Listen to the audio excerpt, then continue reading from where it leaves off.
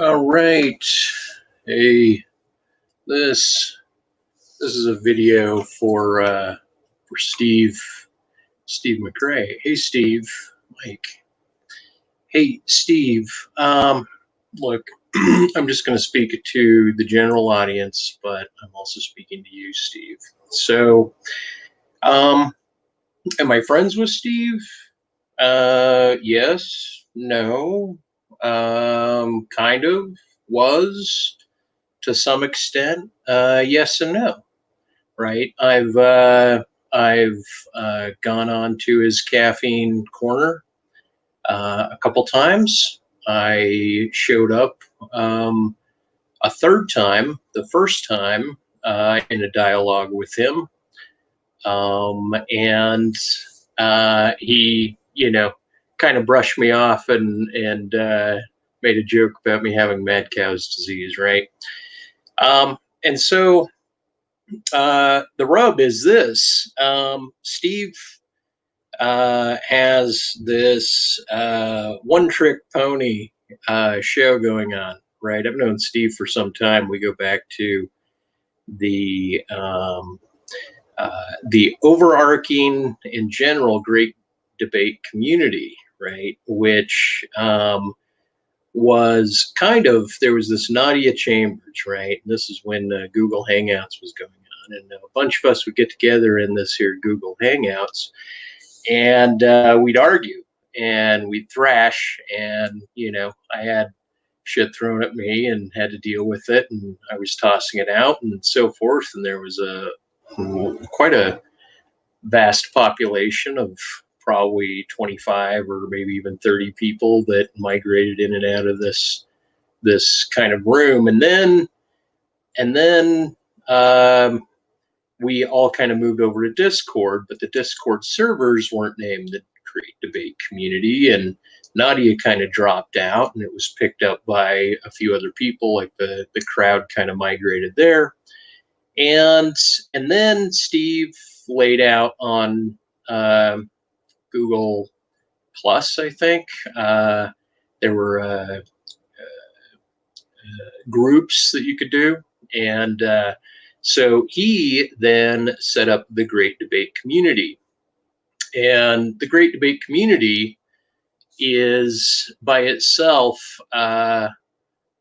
just it was kind of an ambiguous claim on the Great Debate. The Great Debate being whether or not I guess God exists, right? But then what Steve did is he went ahead and he trademarked the Great Debate Community, and so I had noted how he trademarked the Great Debate Community, and that by itself gave a different status to what the Great Debate is. And so, anyway, Steve, since I had asked you to invite me on your show, even as a background character, if you got Ozzy on, or if you got Malpass on, or Angstrict, or whoever you wanted, just put me in the background, right? You never did. You never wrote to me. I then offered you $100 to let me get on one of your shows and address this, but no.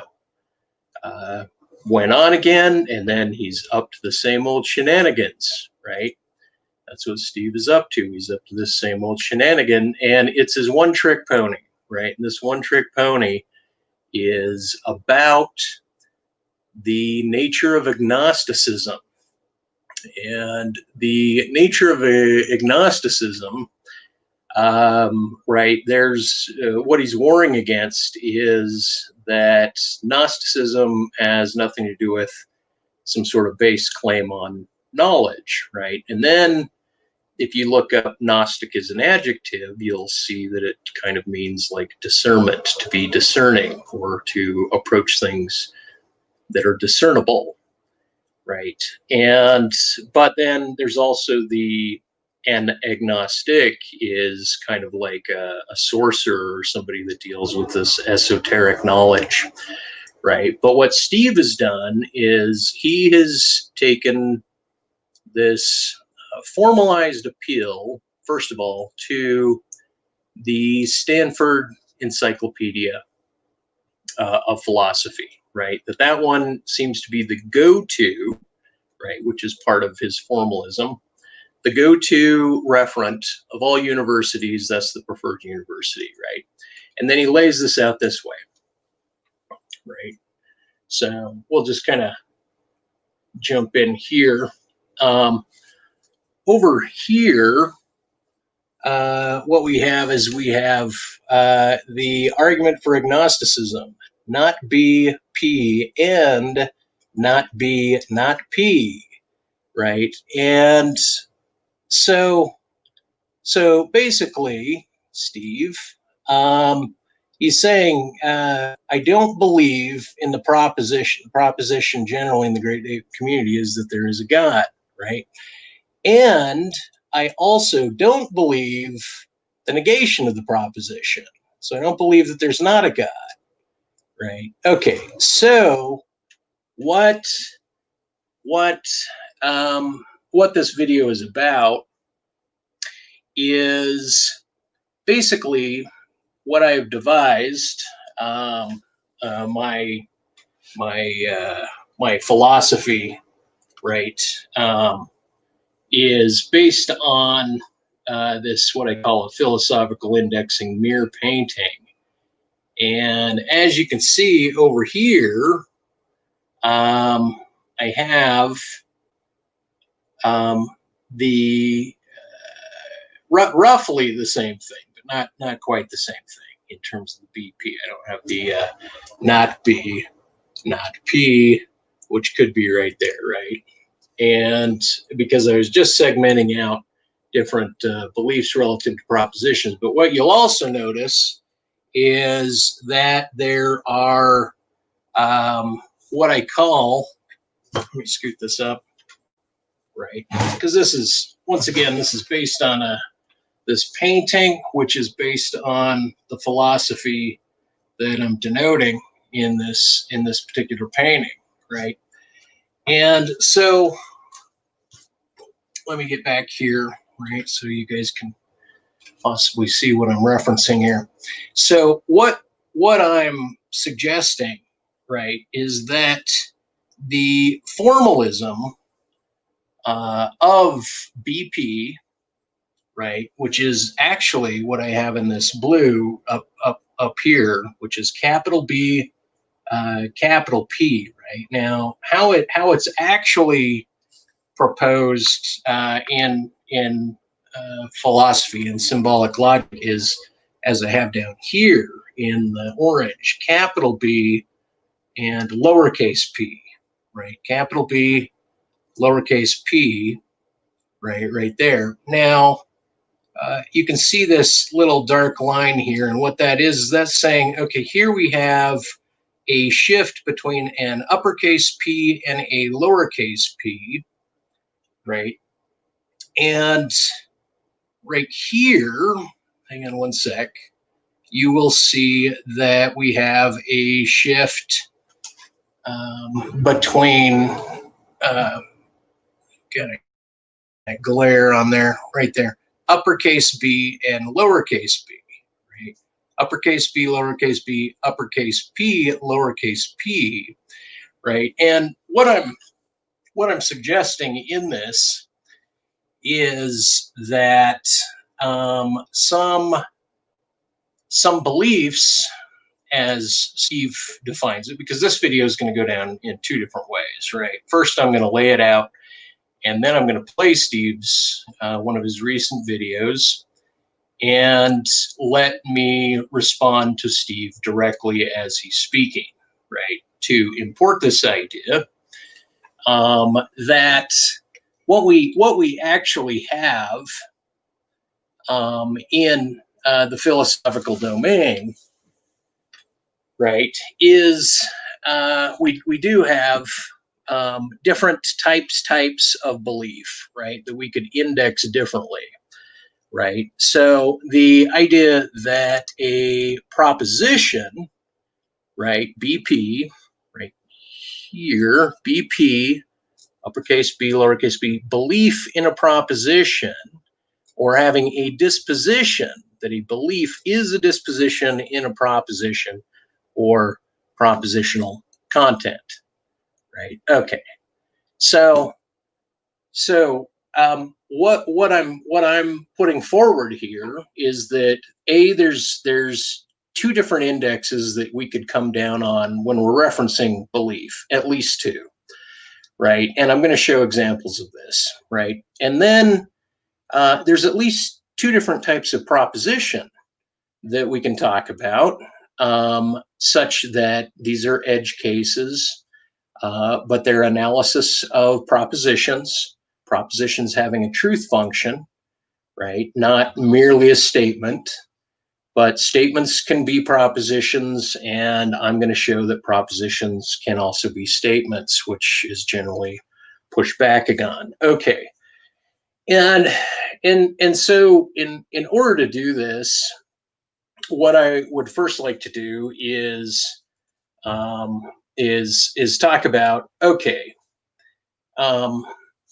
BP, belief in a proposition, right, is kind of standardized, and it's formalized, that what it is we're talking about when we're talking about somebody else's belief system or belief, the way in which you can say another human organism is believing, has some variability to it, right? This actually has some variability to it. Okay, and so how would I point that out? How would I say that there's some variability in belief, right? First, what I'll do is I'll denote that that that the referent of God, if one wants to say the proposition is there is a God, right? That then the semiotic, I'm approaching each proposition in terms of its meaningful content. A semiotician basically reduces every aspect of a proposition, right? Now, Steve might, like, this is why I think Steve is very sophomoric. He's like the smartest dumb guy or the dumbest smart guy, right? He's become so acute with this that it's mind-blowing. It's actually upsetting to watch how it is he tries to double and triple down on what a belief is, right? So, and then he'll get into these different claims about whether or not somebody else's argument is an epistemological claim of God or an ontological claim of God, right? But we could imagine a God. We could imagine being both a theist and an atheist, believing in God and being an atheist at the same time, right? Now, I'll put forth that idea by saying this, right? Like, okay, I believe there is a God, but I don't believe that God is over me. I believe it's over other people or other planets or other sentients. So I believe in there's a God, but I don't believe that God is a God of over me, right? And so what the referent of the sentence is when you're talking about God, what category are you referring to, right? That the idea of what a God, first of all, is, right? If I transpose the idea that aliens are a type kind of God or gods, right? Plural. So let's say there's multiple kind of aliens, right? Then when we're using the referent, there is a God as the proposition, right? There is a God as a proposition. Sorry, I've been just swinging this here. But okay, so the proposition, there is a God, right? The referent God, in the lowest sense, the semiotician, right? The meaning of the word God has variability to it. Not just based on one religion or another religion, but based on the idea of like being in a data matrix, kind of a solipsistic, a self-centered I am God, right?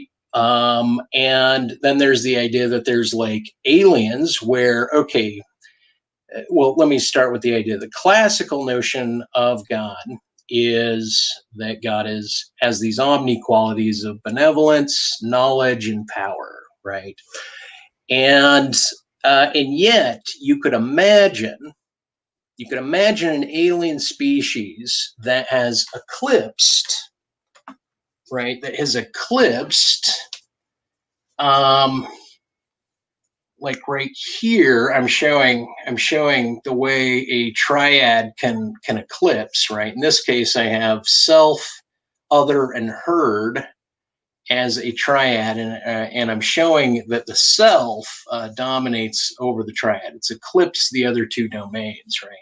And these are all indexes of different triads of, or rudiments of, philosophy, with one quad down here, right?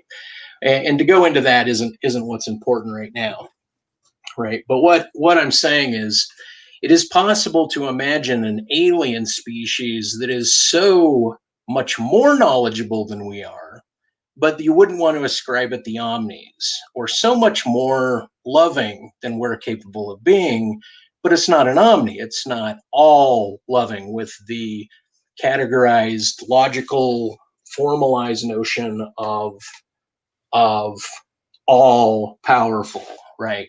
It could be all, or it could be so much more powerful, right? That the referent God, referring to a non-omni God, where all of the three categories of said God are like approximations to greater than what a human is capable of doing. And then there is the conventional idea of God, right? With the omnis, that the all means that which is isomorphic or synonymous with the very source and beginning of the universe, that has some form of intelligibility to it.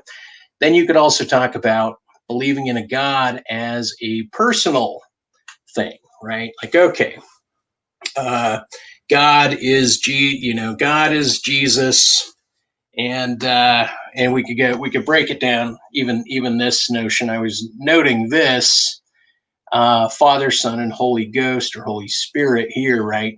Trying to make a distinction between the idea of, the Catholics presume that the intersection of these three is a single unit, right? Where Mormons separate them out. If you folded this on its side, it would be a stack, and you'd say, oh, the Father, the Son, and the Holy Ghost are three different entities, but you could peer through them on this axis, right?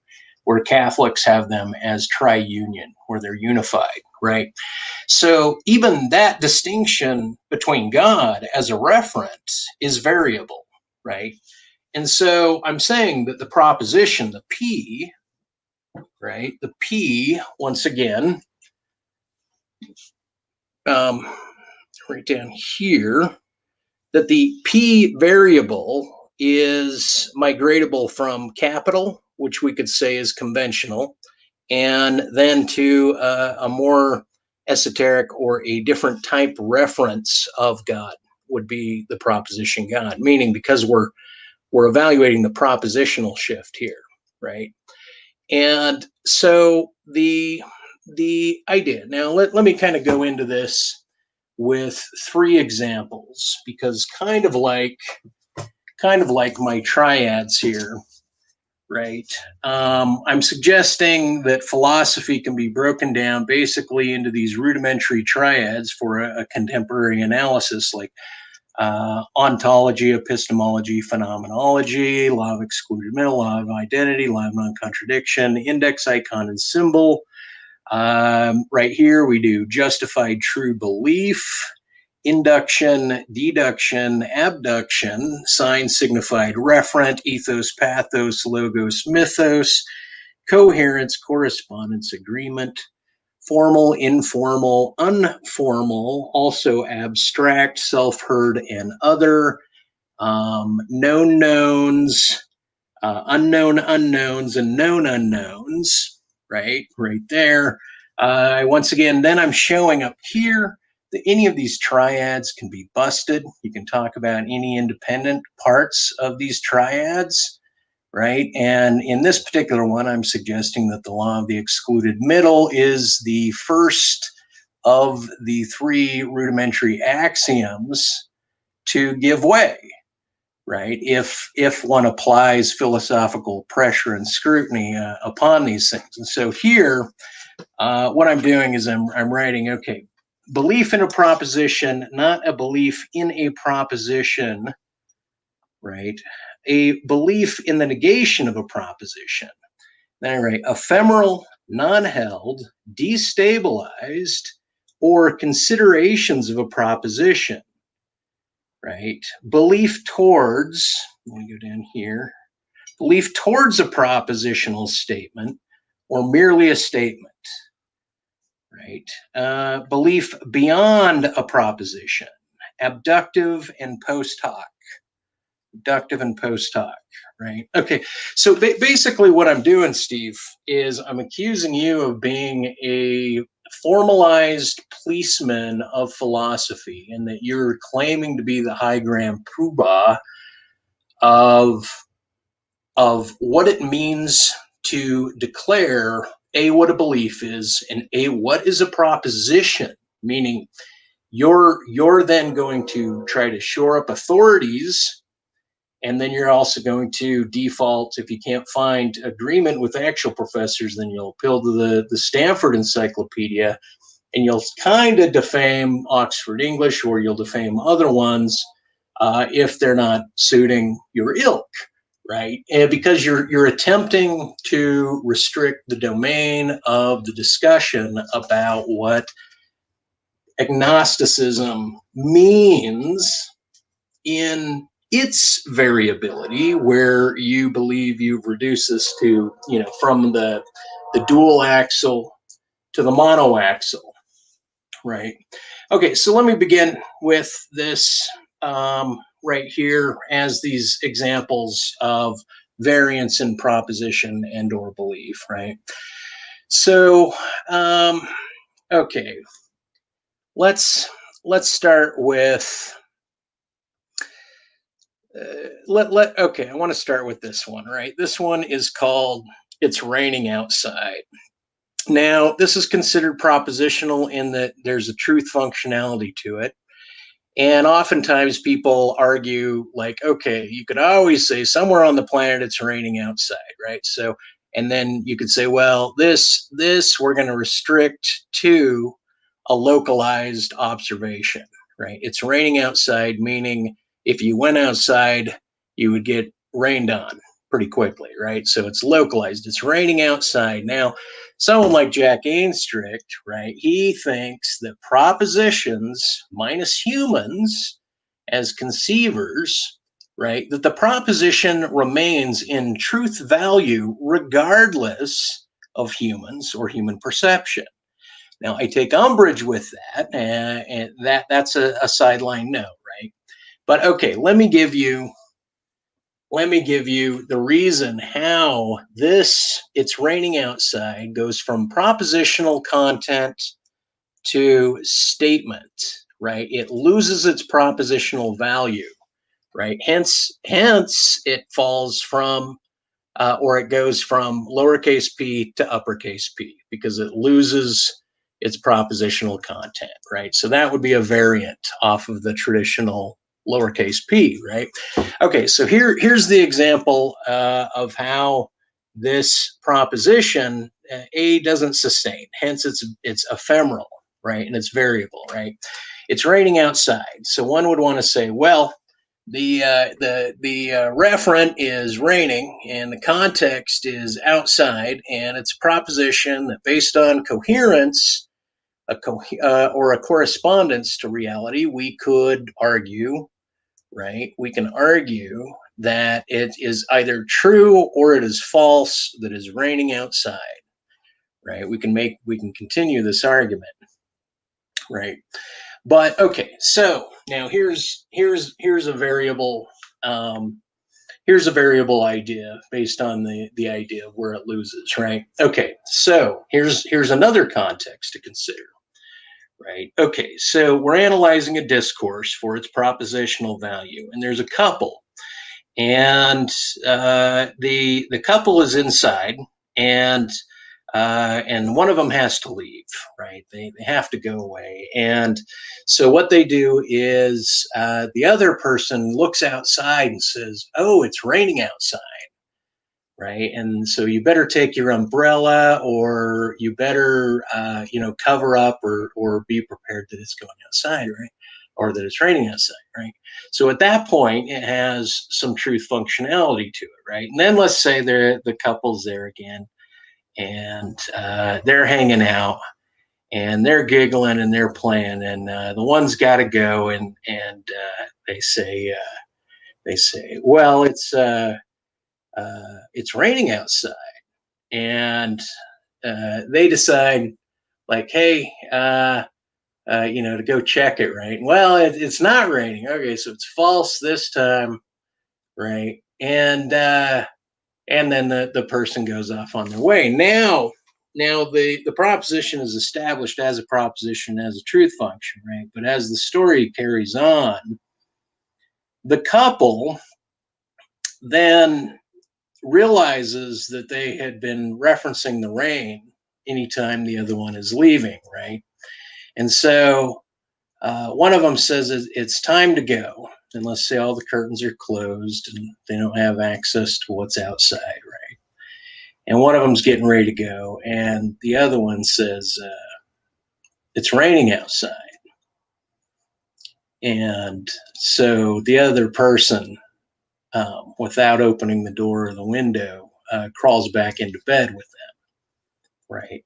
And so then at that point, it's raining outside, is interpreted as, perceived as, it has lost its propositional context. The referent isn't whether or not it's true nor false, nor is it indeterminate, right? It's not in some agnostic state. The proposition, it's raining outside, becomes a sentiment for, don't go and stay here and come back to bed, right? Therefore, the content, once again, which is here, right? Propositional content, right, becomes variable, right? So it lost its value, so it went to an uppercase P over here, right? Says it lost its value. Okay, now that's example number one. Now let's start with this proposition up here, right? Now this, let me get this a little closer so you can read it, right? Top line. There is a book online. Somebody is just making a comment. There's a book online, blah, blah, blah, blah, blah, blah, blah. Right? Well, is that true or false? Well, the book, as the semiotic smallest case register that comes under scrutiny, is the word book.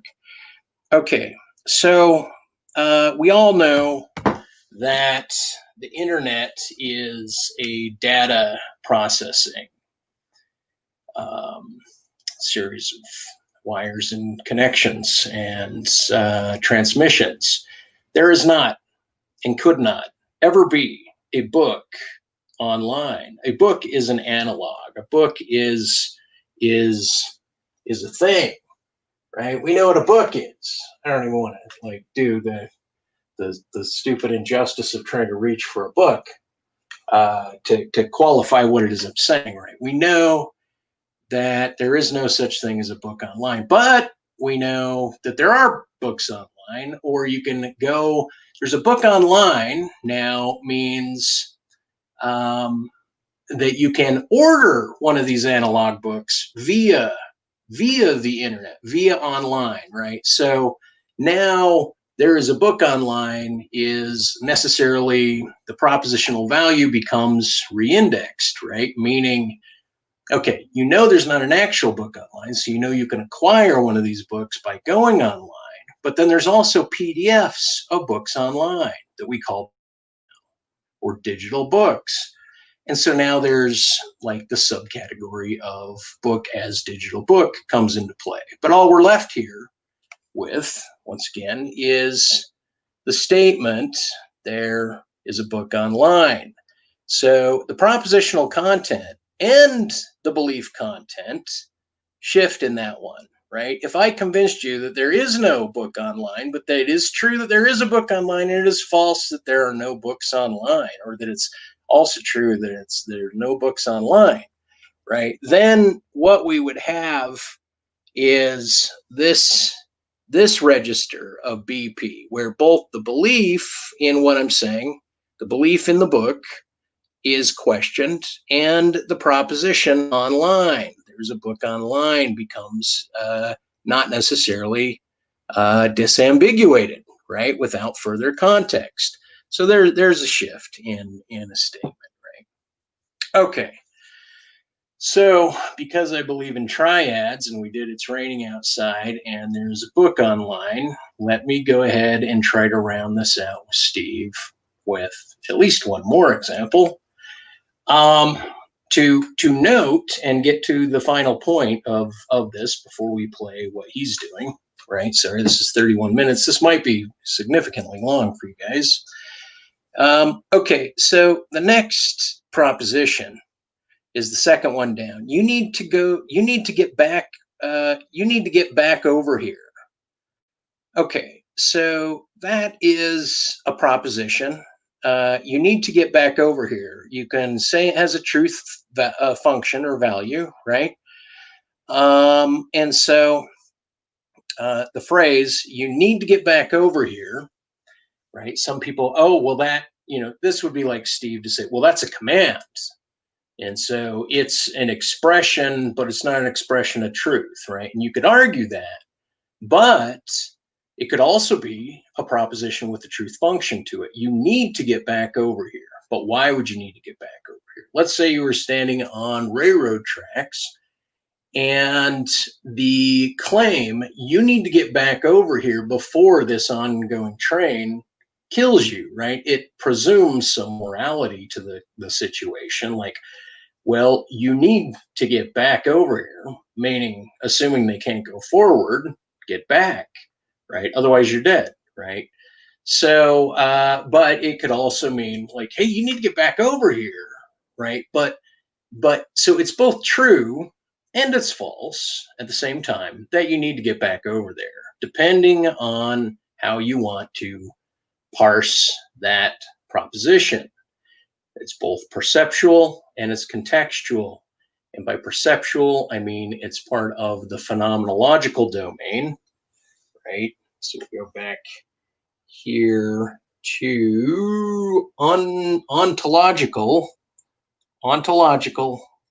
epistemological, and phenomenological. And I'm saying, okay, we're going to blow these up, and we're going to put those three into this status, right, where the phenomenological becomes the eclipsed or preference domain of the individual that's perceiving that word, right? And let's say the epistemological domain is huge, or let's say the ontological domain is huge, but still within the perceptual phenomenological domain. And let's say, so it's ontologically like the train is coming. You need to get back over here. It's an ontological fact, and it's based on maybe both of our perceptions, the hearer and the speaker. In the epistemological domain, the knowledge aspect becomes immediatized, right? So it's immediate. Okay, so you need to get back over here as a belief, right? I will say that can maintain an uppercase P. From the P would be relegated to the phenomenological domain, the belief, the B, I mean, right? And the P, though, the proposition, you need to get back over here. Its truth or falsity would be variable, right? So I would say it would be this one, BP, capital B. So we're maintaining the classical notion of belief. right, in the propositional truth function, and capital P. Capital P meaning that there's some variability as to whether or not you need to get back over here, right? Meaning how is the proposition variant? Meaning the proposition's variant because it's both true and false at the same time, depending on perceptual and conceptual shifts. Okay, so Steve, as a topper, before I get to the conclusion, I am now going to bring up another proposition, right, that I'm going to claim as a proposition, and you may not claim as a proposition if you don't like. Right? Now, this one has to do with the referent, the propositional content. What is the proposition actually referring to? Is it something in the empirical world? Is it an abstract idea? Is it, what is it? What is it that is being referenced? Okay, so the last proposition is a single word. The last proposition is bird. Context would that be a single proposition, right? So imagine, because you have a daughter, right? Imagine when she was entering into language and she heard that you guys referred to things as birds quite often, right? And you had her on your shoulders, and so you couldn't see exactly where she was pointing or whatnot, and it was just the two of you. And she points up to the sky and she says, bird. Right, and you look up and you see a plane, or you see a big plane and a little bird, but you don't think that your daughter saw the bird, right? Or maybe there was a kite or a bat, right? Probably not a pterodactyl, right? Or maybe your daughter was pointing to the shape of a cloud, saying bird, right? Now, because you can't scrutinize your daughter, meaning you cannot appeal to her epistemological lattice or structure of understanding. She's entering into the language. She's asserting what could be said to be a proposition, meaning you can ascribe that if you agree and saw the bird, then you would be agreeing with the law of excluded middle, right? That the identity of the referent was fit the identity, and that you saw what you believed she saw. And maybe there was some variance, though, right? Maybe she was pointing to a cloud, and maybe she was pointing to the plane.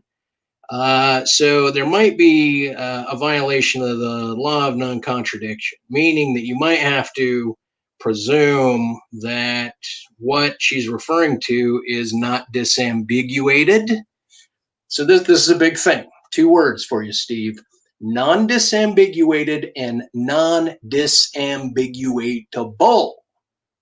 Something is not always disambiguatable, right? So you get this idea. You got truth, you got falsity, and you got not knowing. But the opposite of not knowing would be incapable of knowing, never to be known. The skeptic always presumes that emergent disclosure, some sort of informational disclosure, is always the case. Now, once again, we're down here now on this particular sideboard, right, where you have known knowns and known unknowns, which is generally where the philosophical domain ends. And then you got the unknown unknowns, which is a difficult one, I think, for Steve to swallow, because he wants to believe not only is a belief merely a belief, and come on, a belief just means you accept it, and it's an attitude towards a proposition. Look, I either exist or I don't exist. You're going to hear him say that, right? Because we're going to get to part 2. We're at 39 minutes, 49 minutes. Okay, so all that being said, this is the conclusion, and then we're going to come back to this one after we listen to Steve at length with periodic, once again, critiques.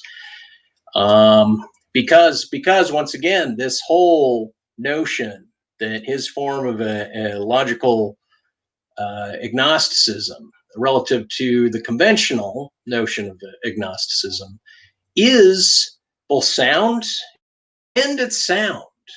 And he asked me on the show, hey, is it valid and sound? And the answer is yes, it's valid and sound. But no, it's not the all-encompassing way in which you can reduce all aspects of philosophical inquiry, right? Philosophy isn't merely the quest for truth. It's also an attempt to describe all of the variability in the human experience, right? You're supposed to be able to categorize and index the world. So this is the world of ideas. And Steve, once again, is formalizing, policing, reducing, and making too acute his notion of what the proper form of knowledge or the proper form of what a belief in a proposition is, right?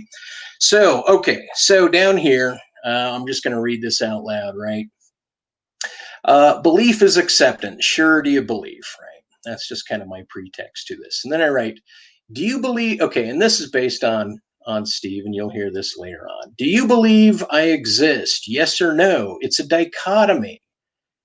Yet the question, okay, and so that's Steve basically trying to reduce something to what in formal symbolic logic is not an or sign, particularly, right? It's a exclusive disjunctive or sign, meaning, well, I'll get into the meaning of that later, right?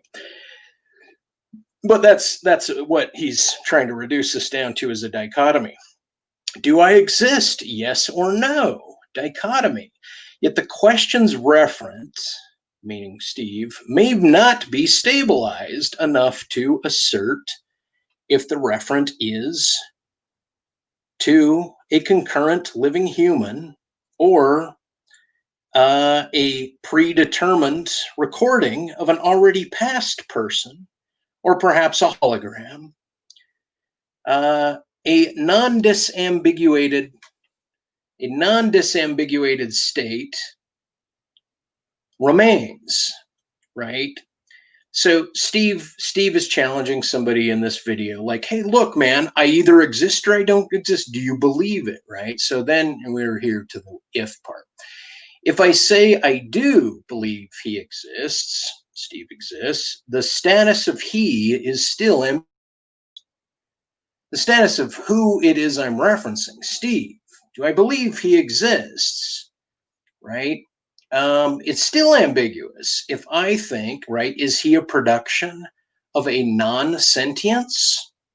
Meaning, did some AI produce this image that is showing up online called Steve McRae, right? Is it possible that that is possible, right? Belief in the proposition or the exclusive belief in a proposition.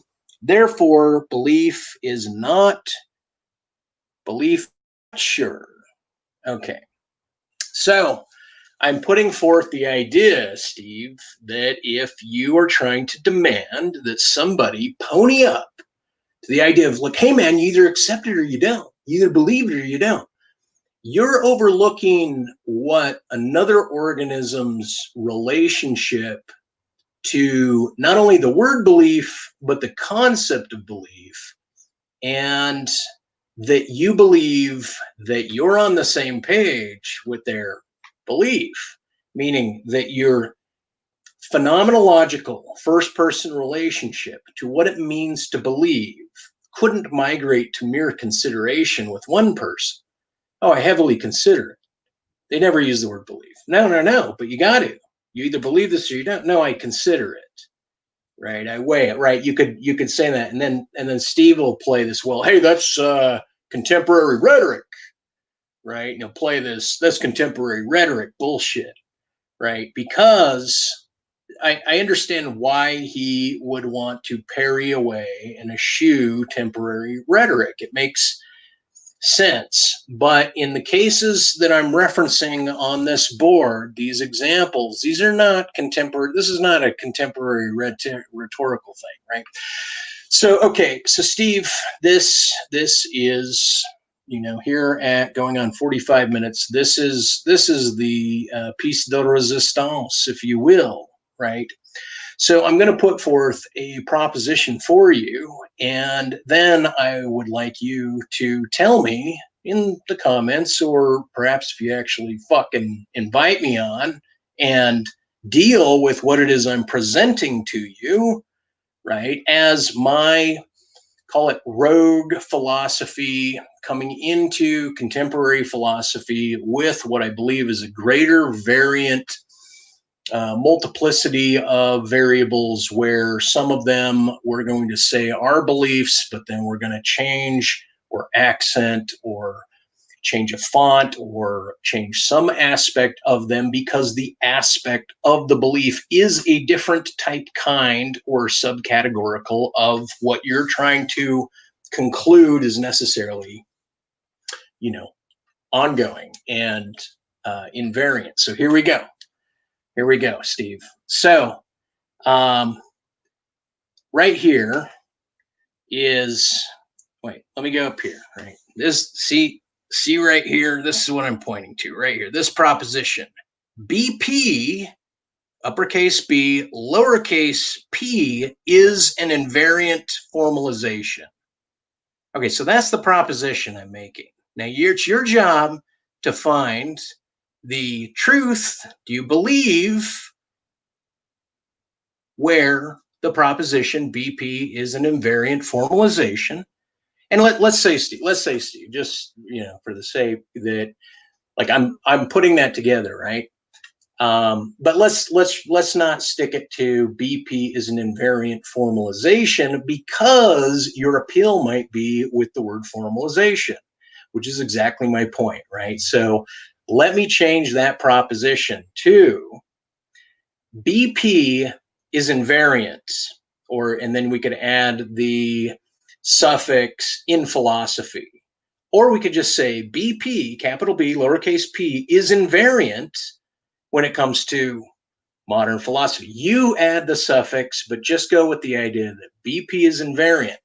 That's the proposition I want you to argue. Now, Steve, you can either say BP, you believe this proposition, and this proposition is true. So if you believe that BP is an invariant, then you have to argue why it is that, based on everything that I've shown you, these variabilities of different categoricals, why it's not the case. Or, right, and this, once again, this is an exclusive disjunction. It's not only a or function, it's an or that doesn't allow both of these to be true, right? So once again, it's BP, this particular code in formal logic means that it is either this one or this one that you have to pick, because I already know you can't pick not BP, right? Or you can't pick not, or you can't pick B and not P, right? You either have to pick the full agnosticism right here, your whole argument, B and not P, and not B and P, right? And keep in mind that I'm keeping your standard, the capital B, lowercase p. I'm keeping the standard function here, right? So I'm saying it's not both of these, Steve, and we know that it's not a negation, that you don't believe that BP is invariant, right? Because if you don't believe that VP is invariant, right, then that means you believe that it's variable, which is exactly my point, right? So you either quadruple down on this in lieu of everything that I've shown you, or you maintain an agnosticism towards this very proposition, which means that you're not actually certain whether or not BP could be invariant or variant, right?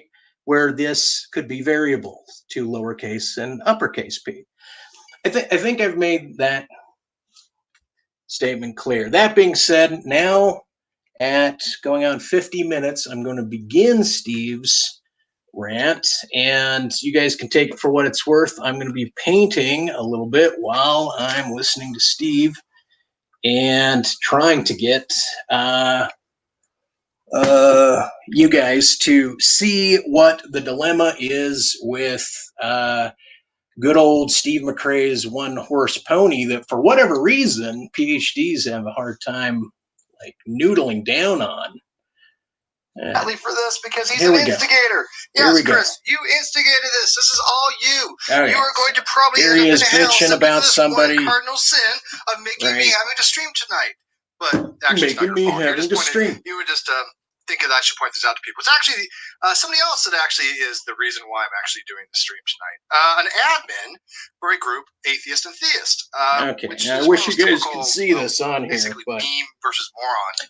You can't. So remember, we're at 50 minutes. I got to remember that no we're idea 50 minutes. About no understanding of philosophy, no understanding of epistemology, no understanding of theology, just arguing each other by meme and putting out things by fiat rather than actually decent argumentation, citation, evidence, logic, or reason. See, now the thing about Steve has the ability to reason, but Steve is no fucking philosopher, right? He's coming in, he's picking everything up off the top, and then he's just jumping right into how is it functionally categorized in notational logic. And that's how he gripped on this. But he has no nuance of, like Hegel's sentimental categories of identity, or he doesn't overemphasize those things. The types of groups. Yeah, I decided to go a little early. I said 6:30, but I said it might be earlier too. So anyways, first of all, how y'all doing today? Oh God, did I just use Godless Engineers over? It's like he's very cocky about his attitude, right? Because he's so happy he's got this one-horse pony to harper on. Because this probably is going to be very long, but it was just one of those things that came across my feed where this level of stupid just broke me. Okay, well, Steve just simply broke me. I mean, there's so much stupidity out there. And there's so many things that we talk about, but every so often you read something, and even in regards to everything we've ever seen on the internet, you just go, "What? What? Like it couldn't possibly be that. So it couldn't possibly I posted be on my Facebook. I posted on Twitter. Disagree. It's not just me. I think the consensus of this person as an admin is completely, utterly inept, ignorant, and has absolutely no understanding of any of these topics. Okay. But there's more. But I'm going to have to sip my cup. Just hear that arrogant. Like, he loves to defame people. Then he'll do a little self-humility, but it's like a fake. It's like a facade, right? And so he's got this like nitpicky, like, haha, I'm above you guys, and you guys are stupid. And so he starts into the dialogue with the least charitable thing, just digging at them, once again, because it runs contra to this agnosticism that he's producing. And remember that I already broke down the adjective of agnosticism. If you look up the etymology, means to discern or be discerning or something like that. Then you got the noun, which is the agnostic, which you could say, oh, that's the sorcerer, that's the mythological. And then you got the classical vernacular, like, oh, knowledge, gnosis, da-da-da, right? Get a load of this. Steve will also use the phrase disbelieve, where disbelieve means a negation of the belief. But then he'll use the term disposition when one is talking about their belief's relationship towards a proposition. It's peculiarly ironic. Coffee first. So good. All right, so as people know, I get kicked out of Facebook groups quite often, mostly for giving what's called objective facts. An objective fact is a fact that is objective, meaning that you or I both can go look at it and find out it is the true condition. It isn't based upon subjectivity or beliefs or wanting something to be true. It is just an objective fact. If I say 1 + 1 = 2, I could just tell you it's an objective fact, and you can go verify it for yourself. You don't need me or my subjectivity involved in that. Now, I'm actually going to do a blog post probably. Well, okay, so he wants to do a blog post on 1 + 1 = 2, right? And then you could think, well, look, 1 apple and 1 orange, that's 1 and 1, that equals 2, not apples and not oranges, but fruit and rounded shaped fruit and so forth. But if you say 1 and 1 = 2, right, you could also be referring to like a couple. right? One human and another human make 3 when they have a child, or make 4, or make 5, depending on how many children there are. Meaning there's some analysis of the language where you could say that, oh, Steve is reducing the topic to mere mathematical arithmetic and not to some metaphor relative to one man and one woman make 3 when they have the child, that kind of thing, right? Meaning, once again, it's all about a reduction to a specific type kind of categorization field that is so narrow that Steve fails because he believes he's exacted it. That's how he's failed. On that very topic, what a fact is, like what a fact is in science, be able to discuss, how they're provisional, because a lot of people don't understand facts do change in science. In fact, they're supposed to change in science. They are provisional. And what it actually means to be a fact, and what's called correspondence theory of truth, how it relates to ontologically, whether you have an instantiation of some kind of token type distinction. If I have like my cup, I use my cup a lot. If I have a cup, then the cups exist, right? Why? Because there's actually an instantiation of that cup. That is correspondence theory of truth, which a lot of people use. Hello, Moto. Dude, if you're watching, don't fucking call. But whatever, that's not going to get into that. But there's a lot of different theories of truth. That's just one of them. I tend to deflationary theory nowadays, but whatever. But the point being is, facts are what we believe to be the case based upon our best understanding, right? So when we say something like, it is a fact, evolutionary theory is true, we are saying that based upon our best understanding of science, it's true. Nothing wrong with that. Could a fact be incorrect? Yes. Could a fact... Once again, when Steve speaks about science and he uses the word we, he will globalize the we to basically narrow down to the consensus read of authorities agrees with him, right? And that so he's always speaking for the we as if he's got the entirety of the concept domed or solidified or necessarily categorized. He believes it, so he'll speak for the grand we, and he'll speak as if that's the case. And he, like I said, he takes the I'm high gram poobah of human perception and human cognition and human perception and the excluded middle and what identity is and what is variable and what's not, and it'll be Steve's way or no way, and just listen. Changed? Yes. When we discover a new condition, then facts change. We once thought there was only 6 planets and 7 planets, 8 planets. All those facts change. When we find something new, the fact changes. The facts are provisional. People think this weird thing about facts are absolute, and they're not. They're, like I said, they're objective in measure in that we can... Right, just like BP is provisional, and that's my point, that when applied to itself, you'll find that itself to be the problematic paradox. I'll go look and say, okay, this is the case. So in this particular atheist group, I gave the objective fact that it is most commonly held that atheism is the belief that God does not exist, right? I think that is... Okay, so there, once again, so it's most commonly held. Now he's revealing that it's most commonly held, and then he's going to tell you what it is. So just notice that that's how he's approaching the dialogue, even though it's all mostly a monologue. Well established. In fact, less and less people are even arguing otherwise. It is so well established over the last 2 years based upon... Fewer and fewer, Steve, not less and less. Maybe Source Skeptic has put out. There's a lot of people who have actually said, yeah, I think it's about time new atheists at least accept that much, right? Good God. Hello, dude, Moto. And don't. they weren't having any of that. They didn't understand what objective fact was. I said, look, man, I'm not even arguing. Well, I didn't say this, actually, but I did after the fact to this guy when I messaged him. But in the form itself, I wasn't even arguing which is a better description. I was just like, this is just an objective fact. But then he booted me. And the reason being is, quote, I was trying to redefine a definition, which is very confusing because I wasn't redefining anything. I was giving a normative usage. When I mean normatively, as in most common. And probably what you ought to use if you want to understand it. Not prescriptive. Now, there's another thing I'm going to get in from one of my blogs, prescriptivism.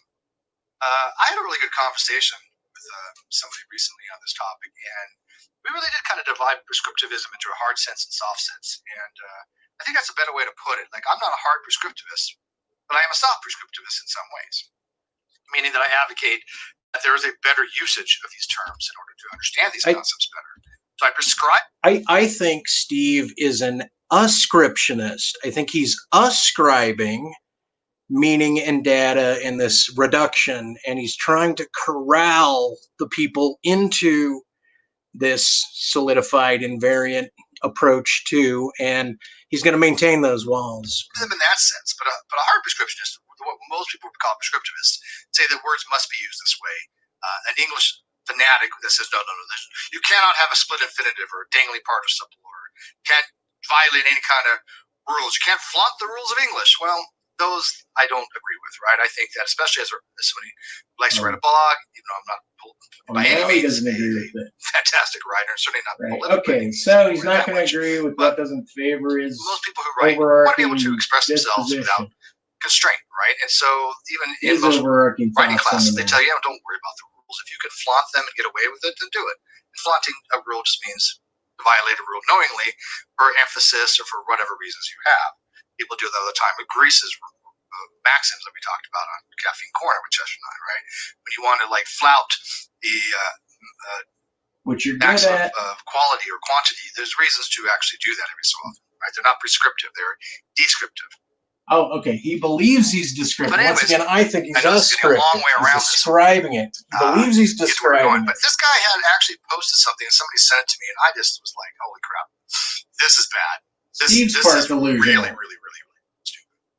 Okay. And so I put it on Twitter and Facebook, and I said, before we get into it, I said, so wait, an atheist who claims there are no gods will get removed from an atheist versus theory groups? What the holy F? I don't want this. And my last few videos were demonetized, and they were reviewed, and it came back in not suitable. I'm like, wait a minute here. They weren't even, what was in these videos that were not suitable? I've had far worse that were, I don't get how YouTube does it. It's all about granted again. Like, I lost like a whole $4. Look at all these people I'm fighting right? I don't know why they decide that certain videos are just not eligible for monetization. What an amazing warrior I am for the truth of the matter. What the heck was wrong with what we did yesterday, Josh? You didn't say anything or do anything that was not monetizable. That's ridiculous. But that's ridiculous. Yeah, it was limited, and then I had it reviewed. And by the way, I do think it is an algorithm. This is partially a personality critique on Steve, also a temperament critique. For all of you that didn't know why something was off with him. This is the admin who removed me. This is maybe you weren't able to articulate it. Stupidity of new atheists. Now, I do think he's an atheist. I don't think he is a theist. If I'm wrong on that, I will be happily correcting that. And I'll be like, thank you, Steve, then get to correcting it. But I do know new atheists that kind of exactly feel the same way. So it's really hard to tell the difference. Right? That's one of my points. New atheism is indistinguishable from theism as far as their dogmatic way of thinking. So I will apologize. Steve is also dogmatic in his own right, which I pointed out. But it sure sounds like a new atheist. And 40 sent to me, call me an F-wit. Yeah, I kind of think he's probably. Well, maybe he's calling you an F-wit because he doesn't know what it is that's bugging him about what you're doing. Make sure you guys drinking, because you guys might need it. It's not rum and coke night. I'm only having coffee right now. Right. Okay, I'm going to let you guys listen for a minute. It's gonna break you. I mean, this is you guys just listen. So dumb. Even you all you've seen everything is gonna go. I'll be back shortly. So this is what the admin wrote in his group. Okay, ready for this? Paul Grace, admin, 4 hours ago. We're just going to clear about our definition of atheist, which we took from OED version 2. I don't know what version that is. I don't have it. I'm not quite sure. I do know that Oxford, the Learner's Dictionary, does not have what they say it has. But it's irrelevant. It says a person who lacks a belief in God. Okay, some dictionaries do that. The reason being is that is something that is true for all atheists. I don't think anybody denies that. But that is a necessary but not specifically a sufficient condition for what philosophers call atheism, which has been long. Now, once again, if I say that I'm a atheist who believes in God, but my atheism means I don't believe God covers me, but I believe in a God, right? Then it would question, he would appeal to, well, we're trying to get to the ontic or the ontological status. Is it, right, where God being personal in some descriptions can be self-psychological. It can be through oneself, not objective in some claimed ontology. When Steve mentions that it's an ontological status, then I question, what is he referring to as the delimitation or the limitation of what a God can be when he's referencing it being or ising? So that's another side note. Again, not even something that's argumentable, I think. But it's kind of funny that he kind of cherry picks the OED, Oxford Encyclopedia Dictionary, which is one of the very few dictionaries that is actually diachronic. It isn't a synchronic dictionary. It actually gives information over time, how history of the words changed. A synchronic dictionary isn't prescriptive either. They're both descriptive, but a synchronic dictionary tells you how a word is commonly used now. And so if you look at the Oxford Dictionary, right, the actual Oxford Dictionary, look, it says the definition of atheist is I'm not going to argue this synchronic diachronic argument, meaning I can argue that. I have written some things about his use of what he means by synchronic. I would say it's contemporary, meaning that it's alive and it's happening during our lifetimes, right? And that this is contemporary, not synchronic, because there's no syncing it other than merely to the presence. But diachronic does mean like an evaluation over time. I don't want to get too pedantic because, once again, the whole idea is just to get back to person who disbelieves or lacks to believe Go ahead and listen up. of God. And again, that's because it is a usage, right? There are atheists that use lacks belief, and there's atheists that use disbelief. And by the way, yes, disbelief is understood here as somebody who believes God does not exist. If not, it would mean the same thing, and it doesn't. This is a disjunction that says a person who believes God does not exist or lacks belief in the existence of gods or God. That's what it actually entails. Okay, so that's fine. Whatever. So they want to use that definition. I don't even care about that. Irrelevant. I think stupid, but yeah, their group. They can use any definition they want. Right? So he says simple. Well, not quite. I mean, again, if you go to like P.K. Moser's paper on simple atheism, he makes it very clear.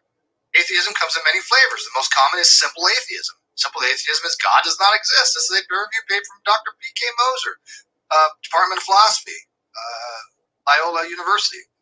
So it's not that simple. They make it out to be simple. It's not. I mean, you're promoting something that just you have no academic citations for, as if it's some kind of truth when it's not. But again, no big deal. This is not even getting into the problems with this so far. Right? This is all stuff we've done before. This is nothing. This is trivial new atheism nonsense we see a million times. I says too. So there are other definitions commonly called up here too. A person that believes gods don't exist. Note, if you care, that all people included in 2 are also included in 1. 2 is a subset of 1. There are no people in 2 that are not included in 1. All group in 2 and group 1 are in group 1, and not all group 1 and group 2. 1 is all inclusive, 2 is a subset. That's actually correct. Yes, he actually gets that correct. However, there's a problem. Okay? He goes on to say, we choose to use definition 1 because the most general term is true for forms for all atheists. Okay, well, if that's the case, then to be consistent, you would have to define theism as a lack of belief that God doesn't exist, right? A person who doesn't believe God does not exist, and that's not a double negation. And anybody who doesn't have a belief that God does not exist would be a theist because it's all inclusive, right? All who do not believe God does not exist also fall into those who believe God does not exist, which would be theism. See the problem here? That is a huge issue right there. That's the first of 2 extraordinarily stupid statements that he made. Right. Okay. Because so if you're going to say, once again, Steve is now approaching. He's so confident in his position of BP that he's just outrightly, out of hand, calling the other person stupid for their thoughts on the matter. Because it's the most general term and true for all forms of atheist, then be consistent, and you have to say, well, we define theism as not believing in the non-existence of God, or not believing that God does not exist, because that's true for all theists. You know where I'm going with that? Make sense? Look, the reason I brought up get back over here and it's raining outside and there's a book online is because these are referential in the world, in our world. They're ostensible, they're empirical, and it's grounded in pragmatic, pedestrian sort of views of, do you believe your car is in the garage or do you believe it's not in the garage? Do you believe some other statement where the verifiability of it and what it is not problematic, right? The idea of God, one's relationship with said God, is itself nuanced. The idea that one believes it or holds it, once again, is kind of going back on the convention of what it is to believe, when one could also argue that a belief is not an attitude towards a proposition, but that's what philosophy has to do with it in order to scrutinize it and put it in truth value function, right? But one can have an inarticulate general inference, an abductive inference, if you will, and from that inference, and within that abduction, you could say there's an induction or something that led them to making the claim that, in fact, they are a theist, right? They're willing to make the claim. But there is a distinguishment between consider this, right? When does consideration become non-disambiguatable with belief? I consider this idea, right? Meaning we could substitute out BP in this regard for CP at a certain point, right? We could switch out the B's to a CP, and then that would change the historic structure diachronically and synchronically, Steve, to a different sort of symbolic logic. All right. By the way, I'm trying to check the live feed out too, making sure that if you guys have any issues with this, please let me know. Oh, I got issues, Steve. Skeptic Review says, I don't think I understand the difference between those definitions. Disbelief means to believe the proposition's false. Okay, that's by Rutgers. So once again, and this is his gig, is to talk about how philosophy is handling propositions. I'm not in contention. Disbelief, if you conclude that a proposition is false, then the appropriate attitude toward that proposition is disbelief. So when you see disbelief in a philosophical context, it's actually saying that somebody believes in the negation, right? And it's kind of funny because American atheists actually use it in that context, right? American atheists actually uses disbelief in the way that it is used in philosophy, which is fine, but then they get it wrong by saying atheism is not a disbelief. Once again, okay, so now Steve is using the word philosophy, right? But what he means is the part of philosophy that is analytic philosophy, where the idea of the West, the Occidental compared to the Oriental, that split, right? To say the Occident was more analytical, meaning that they attempted to atomize and exact the categories of said atomization, right? And so, once again, when Steve now uses the word philosophy, it's actually like a subset of philosophy, a very, very narrow, very, very acute part of what we call philosophy. Which makes no sense. Of course it is. But other places, like I think it's called, was it CSI or something? There's some other atheist organization that said atheism is the disbelief, and then American Atheist says atheism is not the disbelief. I'm like, well, which one is it there? This is really confusing, right? Which one is it? Kawat says, I always get confused with disbelief and unbelief. Think of it this way. Unbelief means merely not to hold the belief. Disbelief means to hold negation. So unbelief would be a subset of disbelief. Once again, I'm not saying what he's done is unsound or unvalid. I'm saying it can be atomized more. It can be variable, and that he's very narrow in this. Once again, I'm granting it over to him. I'm just saying there's many, many more ways to skin this cat and come down on this than the way he does. Right. Now there is some technicalities I'm going to involved, which speed again this I up, by the log way, on, I think one of these days I touched if I on can. about the difference between formal usages in certain types of what's called Frege rejectionism. When you have like deny is a little bit different than to reject. Epistemically speaking, as far as a speech act theory. But again, that gets into really technical stuff that most people never really give a damn about. It's just basically saying that they view, when you say I deny P, you are asserting that to be the case, right? You're making an existential claim that God does not exist by holding the propositional content to be false, right? So I deny P is an expression of a speech act theory. You have an assertive force that you are saying God does not exist. But to reject P means to hold the belief that God does not exist, which necessarily does not entail you saying verbally that you are claiming that no God exists, even though that's essentially what it is, right? Beliefs and claims are interrelated.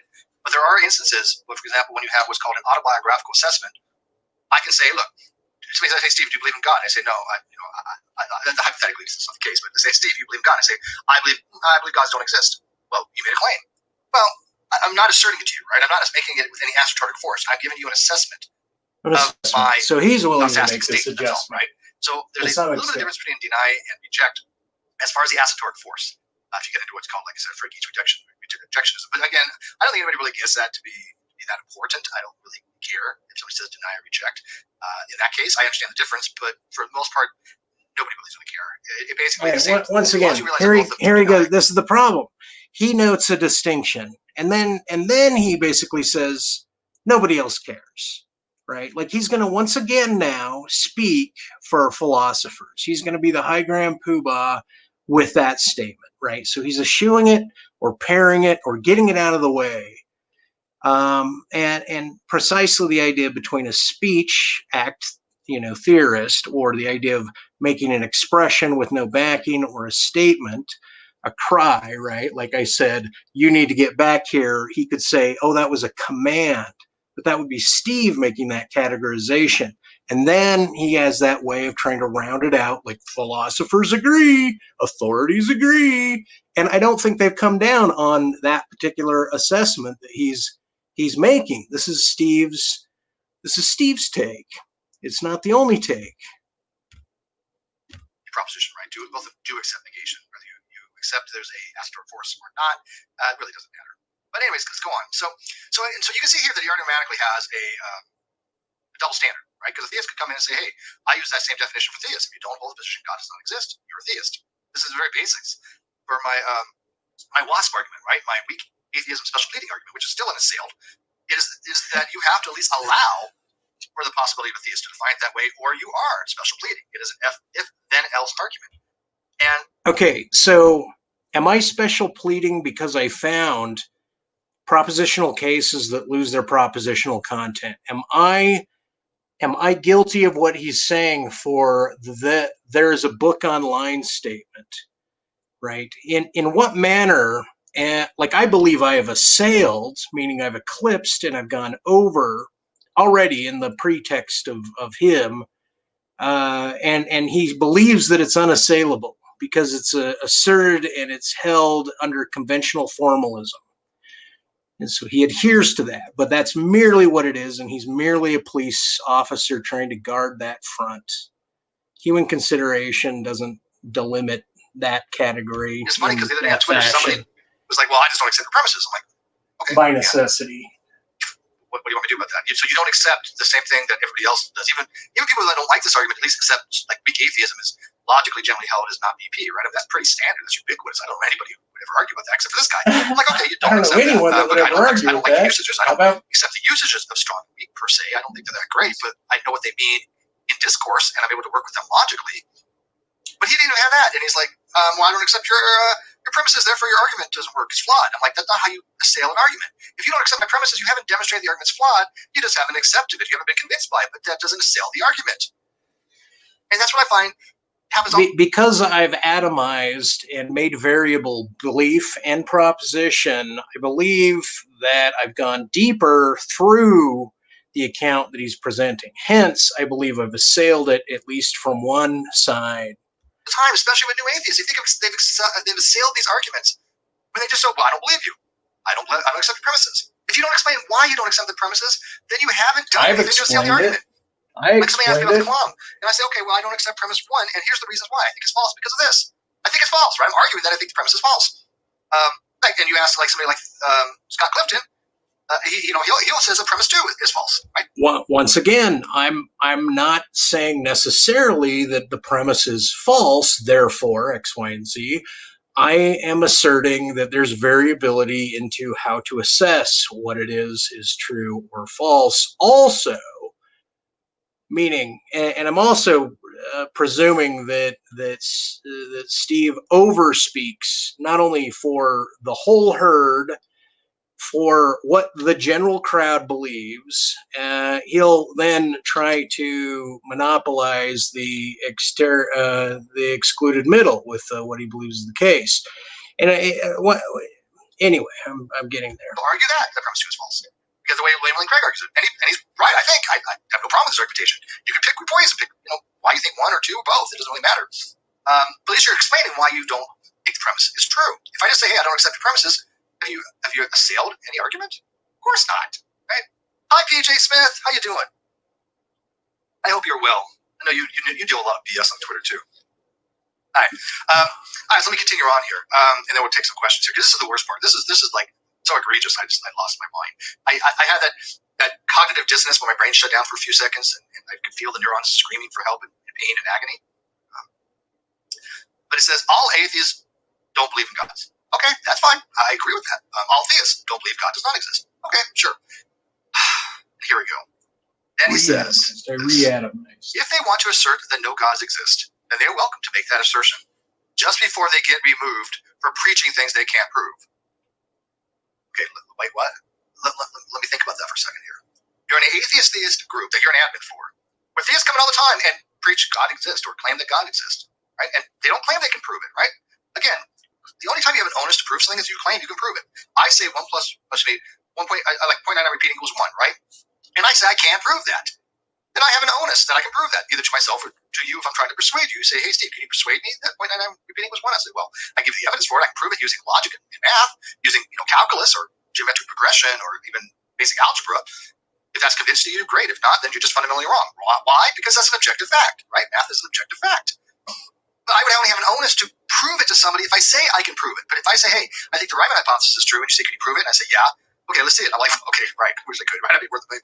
But no, I can't obviously prove the Riemann hypothesis. But most people most mathematicians generally hold that it probably is true. So by the way, Steve, once again, I'm asking you to assail all 4 of those propositions and once again, give me the truth, the exclusive either acceptance or the being agnostic on the proposition uppercase B, lowercase bp is an invariant formalization.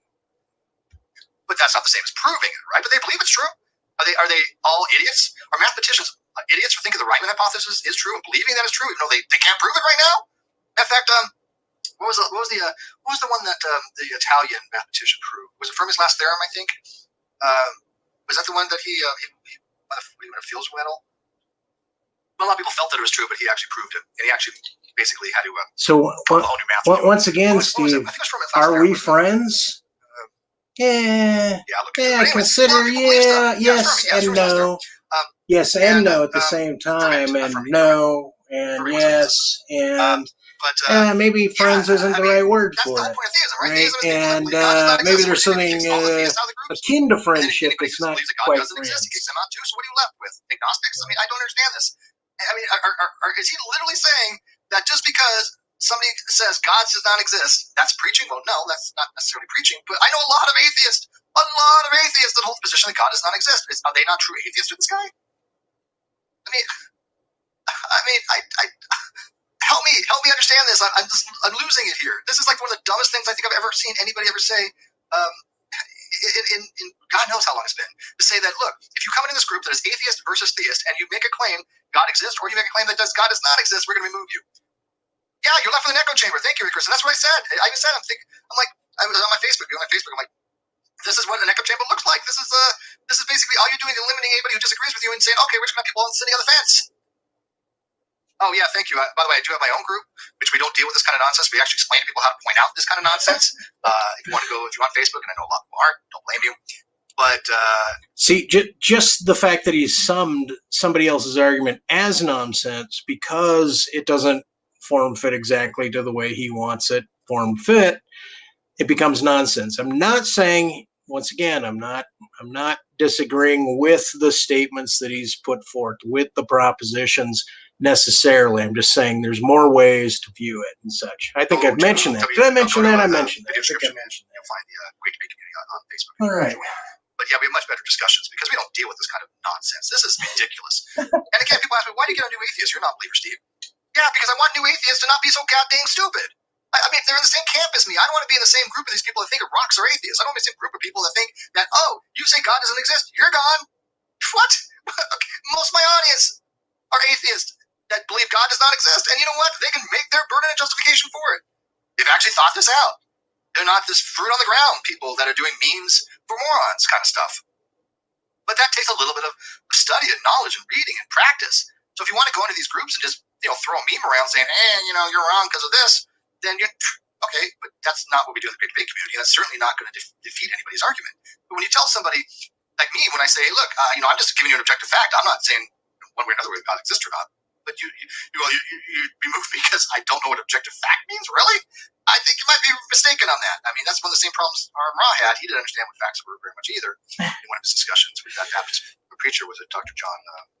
So when I say there's a coherence theory of truth, there's a correspondence theory of truth, and there's an agreement theory of truth, right? That runs roughshod to like a Neil deGrasse Tyson breaking down, truths. He says there's like personal, political, and objective, right? So Steve then is now co-opting the word objective, and then he's flabbergasted that someone would question his notion, once again, how he's tried to exact the category with no variance, what I believe is a destabilized category. I believe all these categories are destable, or they're mutable, or they're not one-to-one with one another.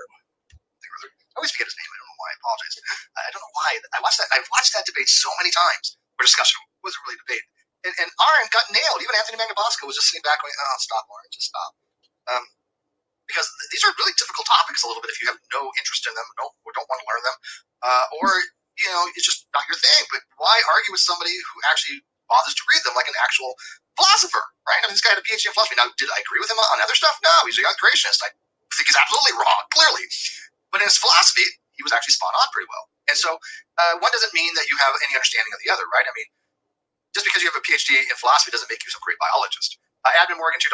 They're left with a group of only rocks. Well, no, because rocks would all be atheist, right? According to them. By the way, there would also be theist as well, which, again, they can't figure out. If you want to call a rock an atheist, then a theist can call a rock a theist as well by the same argument. This has, again, been proven using classical logic. Kawasa 10,001. He's the, quote, I believe only proven facts type. So obviously you can't accept the definition of atheist and, quote, believe no God. So once again, okay, so classical logic, the modern truth table, Frege, Russell, Wittgenstein, coming to Wittgenstein, the modern truth table is what he's referring to as classical logic. Yet you'll often hear him then conflate modern logic, which he's calling classical logic, truth table functions, as a type of like historic thing that's been going on for ages, right? So he'll conflate modern logic with truth tables for reasonability. Like I said, back in the day, an argument that 1 + 1, when you're talking about parents, equals them and then their offspring, not like necessarily a quantity of 2. It had an ascriptive, like plastic map, a correspondence to some other aspect in reality, and hence a different form type of logic occurs at that point.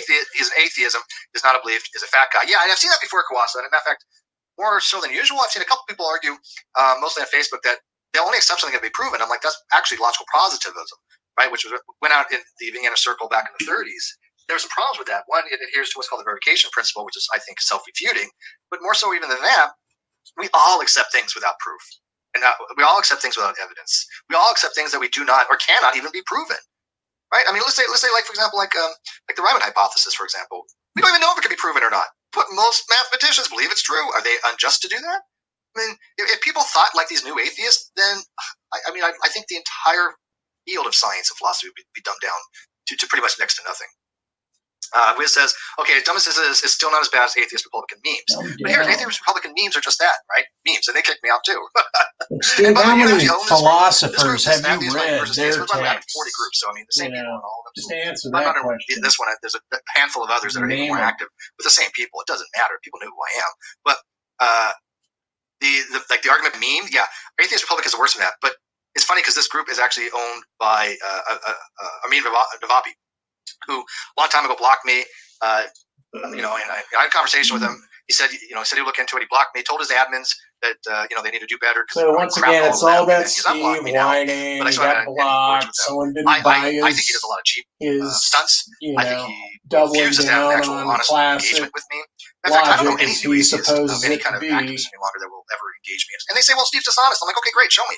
Oh, Steve doesn't have citations. Really? You want to see my list? Oh, but what's funny is behind the scenes, and again, take me at my word, I don't really care. But I can tell you right now, I know people have told him.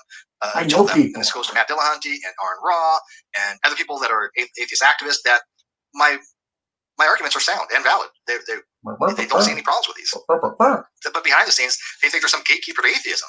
But in public, they're never going to actually engage me with any kind of real intent. Of course not. Because they don't want to go against somebody who actually has evidence. They don't want to go after somebody who actually can understand a little bit of basic logic. Your podcast. They just don't. They want to take low-hanging fruit. Like, hey, call in my show. I'm not prove to us that God fruit. exists. That's what they want, even though most theists don't do that. I asked you to invite me. If a theist came to me and said, I can prove God exists, I'd be like, okay, let's do it. Go for it. I'll listen. Have they ever succeeded? No. Do I think they ever will? Probably not. But I'm not going to make a whole show on that. And in fact, the atheist experience used to be pretty good because I think they used to kind of explain things a little bit. Now they've gotten to the point where it's just nasty rhetoric. And they'll hang up on anybody who cares, actually shows them wrong on anything. I've seen it happen. It's true on that, but both theist and atheist in real time. Once again, now Steve pulls this rhetoric card as exclusionary from philosophy by necessity, where the philosophy of language necessitates and makes primacy one's approach to language first, and language includes rhetorical function. It includes analysis of propositions in reference to kind of clarify how one is to come to semantic coherence, if you will. So keep that in mind. That's like his go-to otherly category that is not philosophy. I show Matt to be wrong on something, and Matt just hangs up on him. And I'm like, well, why does anybody want to have a conversation like that?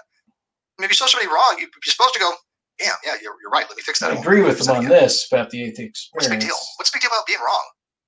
I don't get it. I mean, yes, okay, sure, they have an image, but isn't it better for somebody who's saying you're wrong? Yeah, you know what? I did get that wrong. Let me correct that. Right, so correct yourself on this. People to watch, and the subscribers, and the Patreons, and the members who join. Correct information, because isn't that what it'd be about? I mean, if somebody can show that my arguments are flawed, I will stop using them. I'll go, hey, this person, did a great job. Not bingo, flawed, this is what I'm looking for. just let's not use covered that all the bases. Go to another argument. What's wrong with that? And especially if they could, they probably would. I mean, you're insufficient in your realm of philosophy, but you're sufficient. Actually, I think you're valid and sound in that particular single argument. I mean, there's a lot of people that want to see me show wrong in these arguments. They have for years. That's what started a lot of this stuff. Is that they butchered their logic, they butchered their arguments. They were told by actual logicians and philosophers that they were wrong. They couldn't handle it, and they've tried to go after me ever since by character assassination. So. Look, even Malpass won't argue philosophy of mind. Like he's stated on Matt Dillahunty's interview, it's probably been 6-7 months previous to now that he did this interview where when pushed to the wall about what certain references were that came to a philosophy of mind, he bowed out. And then he also said that he kind of alluded to the idea that he was agreeing with atheists because they were on his same team, right? So if you then analyze and scrutinize these people that Steve are his go-to guys, right, you can see that they themselves have a limitation, a blind spot. They're rubbing a blind eye to an idea, or they don't want to get in the mix of it. Science enthusiast said, Steve showed me I was wrong and I accepted evolution and still had my faith. I remember that, and very well, actually. By the way, we will hang out more. We definitely got to get you back on, Wayne. I mean, you agree with me? I need to get back on. We're going to quadruple down on this. Anything about evolution. Don't bring in the naysayers, Steve. Evidence, keep yourself safe and guarded. I thought he was intelligent. I thought he was able to understand the stuff. He was just blinded by people that have been lying to him for a lot of years. But I liked the guy, and I said, okay, let me see if I can try to persuade you. It wasn't for the audience. It wasn't for my ego. It was, let me see if he's willing to take on board. Because he said he would. Right? He said he would. And I'm trying to get people on face value. Come on. Steve, you're all ego. So he kept his faith, because my goal was not to change his faith. I know he's had some doubts. But my goal was never to change his faith. My goal was to give him objective fact that he can go look at. And guess what he did? He went to go look. Objective facts, meaning agreed upon. Wait, what a concept. Philosophical objective ideas. Fact is something that somebody else can go look at and not just take your word for it. But he does say it's provisional. So, it's objective. It does happen. It does happen. So it is mutable. So it is variable. The new atheist movement lack. They don't have objective facts. They don't have good arguments. They don't have good reason. I mean, I think they've lost it when you have Aaron Rogge still trying to argue that rocks are atheists based upon bionic dances. Nonsensical arguments. Now, I will say they're logical if you use her framework, right? If you use her framework, sure, it's consistent in the logical system, but that doesn't mean that it's inherently logical and definitely not rational. But okay, so now he's agreeing that within her structure it works, but then he's saying, but it's not rational, right? Once again, now he's going to co-opt and say he's going to try to generalize and state what is not rational that she is not, meaning that he believes his rationality eclipses her rationality in this case, just like I believe. Consider this. I'm considering the idea that my outlook on philosophy is broader, indexes more with fewer assumptions than almost anybody I've ever met online with regards to looking at modern philosophy. Can I say that? Can I be that arrogant? Can I be that egotistic? Yes. Yeah, I just want to be able people to go and see things for themselves. But when you have an admin like this in a group that is so dumbed down that all they do is pat each other on the back going, he's stupid. He's stupid. I'm not making a claim God doesn't exist, but you know what? Oh, gods are stupid. Oh, God, I'm not saying gods don't exist, but I'm just saying that I think they're all nonsense. I think they're all BS. But I'm not claiming they don't exist. It's that kind of base level nonsensical argumentation. And nobody is around in those groups to explain to them otherwise. Why? Because they kick anybody out that does. And it doesn't have to be other atheists. It could be theists too. There are theists that understand these concepts very well. Right? Just because they might have a belief that you don't agree with doesn't mean they don't understand philosophy. Now, once again, I mean, if like William Lane Craig, he really does understand these topics. Do I think his arguments are good? No. Is he convincing? Yeah, to a theist. Does he have a gift for debate? Yeah. But so what? Is it my scary voice? That's my new mocking voice. I don't think have I ever done that voice before? See, hey everyone, look at the way I do things. Analyze me, point back to me, me, and the palace of me. If somebody's green or never wants me to do it again, I'll consider never doing it again. And by the way, thank you, members. Kawasa, I appreciate your membership. And Paul, and who else we got? There's two, I think, today. That's okay. I got other people out there that, even though they're not members, they love me dearly. So I'm the reclusive extrovert. Thank you. Look at that self-lauding. Membership does help. Not a lot of money. It's just me, the more people that are supporting the channel. It shows that people actually are liking the content, and that means a lot to me. Oh, and look who showed up, Atheist Pastor. This is all your fault, man. Seriously, I was not going to stream tonight, but no.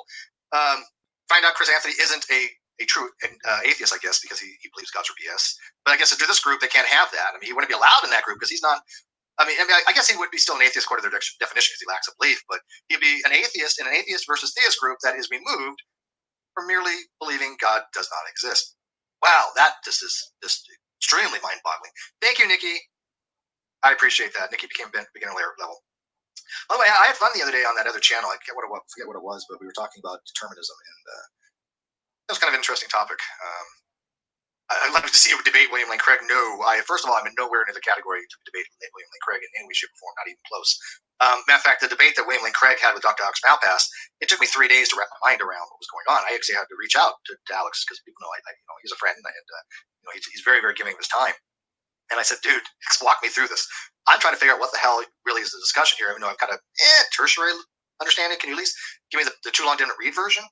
And he did. And I actually wrote a blog on it to try to explain to other people, because I was like, look, if I had a hard time following along with this, I'm sure other people did. And I do think William McRae made a boo-boo, but whatever.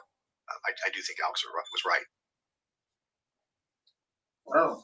I need better emojis. I tell you what, I'll get with Sweet Heathen and or Cheshire. Maybe they can walk me through some stuff, because I got some emojis. I don't know. Bean, I'm not reading your comments yet. That I like for the greens, but I didn't do a very good job on them, because I think you have 5 emojis for the people that become members. I really don't ask Sweet to do much art.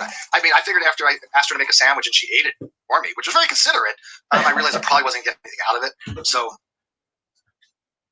once again, you guys can maybe now you can help my me. book on Like I said, maybe now you contradiction. I don't know. I think you get 5. I do videos. There's 7 I think it's just 5 if you become a member. I will look into it. I promise.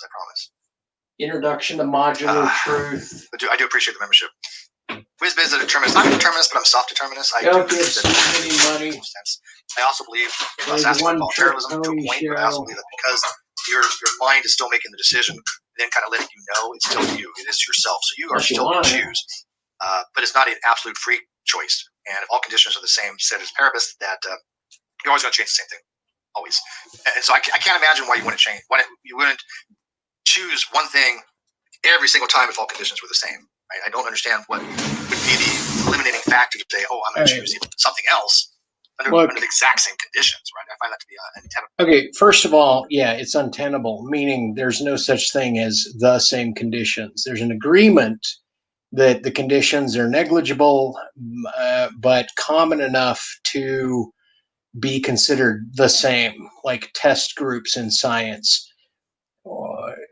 It's the difference between endurancism and pedurancism, right? You can look it up. Look up pedurantism. Position. Yeah, no, hey, sweet. No, I don't blame you. You make it. You can eat it.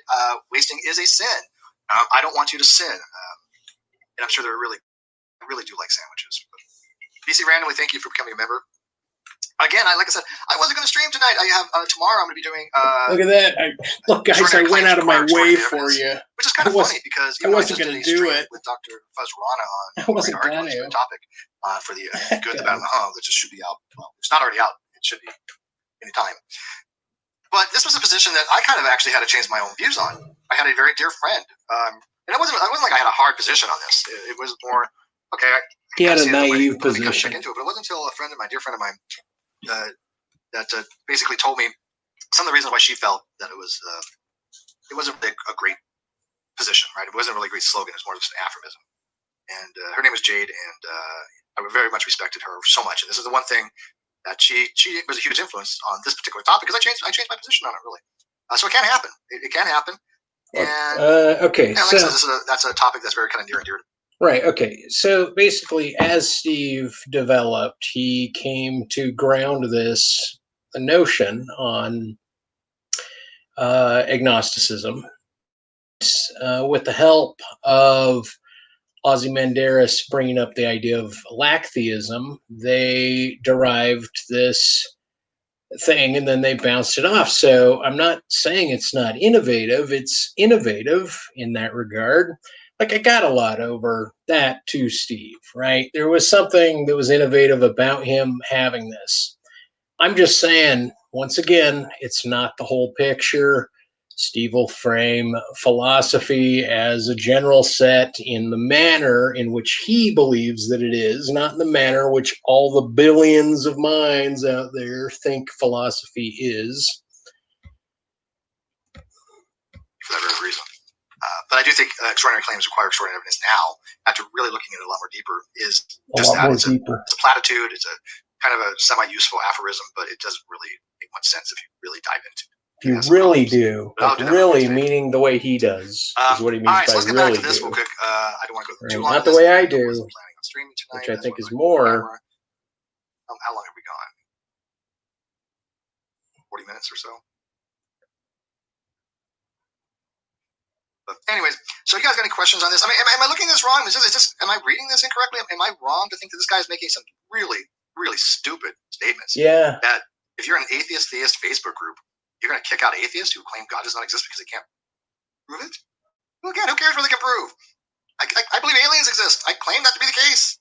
Intelligent life somewhere in the universe other than ours. Can I prove it? No. Okay. I mean, people that assert, you know, no, when I say it's a holographic principle, that's not provable, but it's established. But how about,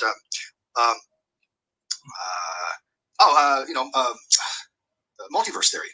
Multiverse theory is not by definition provable, right? I mean, we're spatial temporarily locked from second, third, fourth level multiverses. Do I think a first level multiverse exists? Yeah. Can I demonstrate it? Look, I'm not saying Steve is dumb because he doesn't see what I saw. Right. I'm like, Steve is smart. Steve apprehends the concepts, just that Steve also has this way of trying to tell you where your expression falls within his perception of the domains of philosophy. It's a type of arrogance. It's a type of ascription and projection ism that he has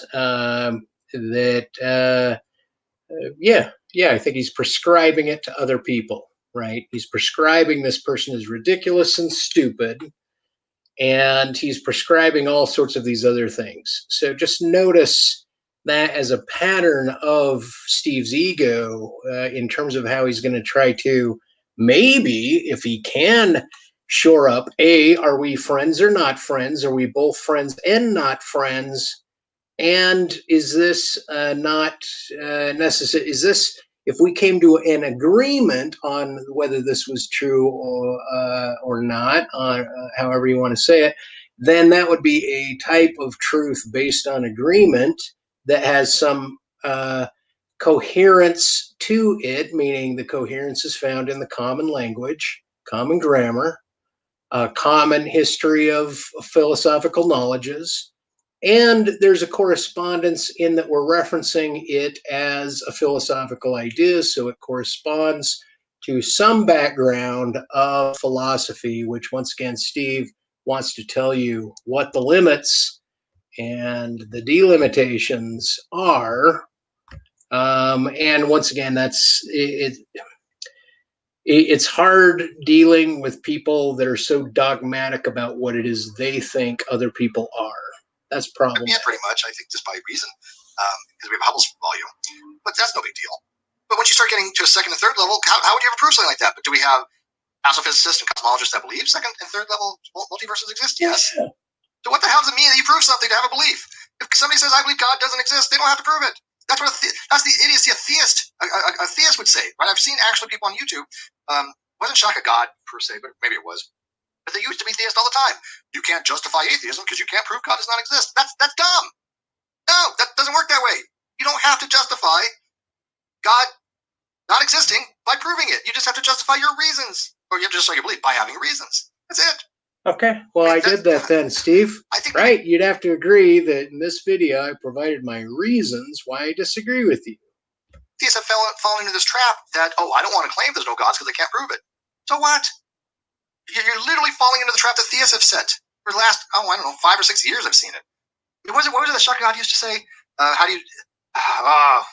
He's famous for that saying. How do you know that atheism is true and accurate, right, or something like that? Later was this. Wait, this is your show. What are you talking about? I'm going to go watch my show. See you all. Wait, this is your show. Hey. I'm doing this for you, man. I'm doing this for you. No, thank you, buddy. Look at me, giving this to you. Says, I would argue that the fact that we are here is proof enough to say it's mathematically near impossible that intelligent alien life does not exist somewhere out there. Yeah, no.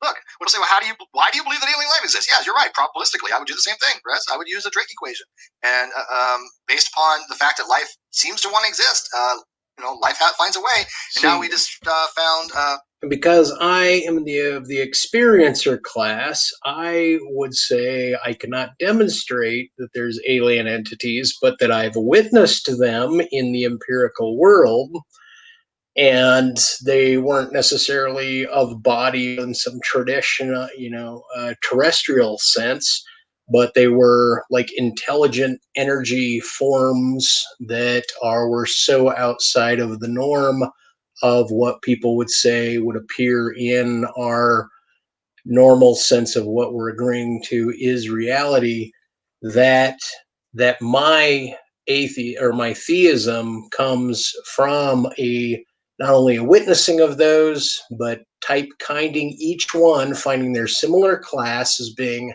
otherworldly or not of this world, which those statements are also contentious, meaning someone says, well, if it showed up, then it's in the natural world, therefore it's of this world, but it's still beyond this world, right? So I consider myself a Gnostic theist because I used 3 instances to make an induction that there had to be a domain of exterior type kinds of otherly entities that exist either in quantum or other energy fields or other dimensions.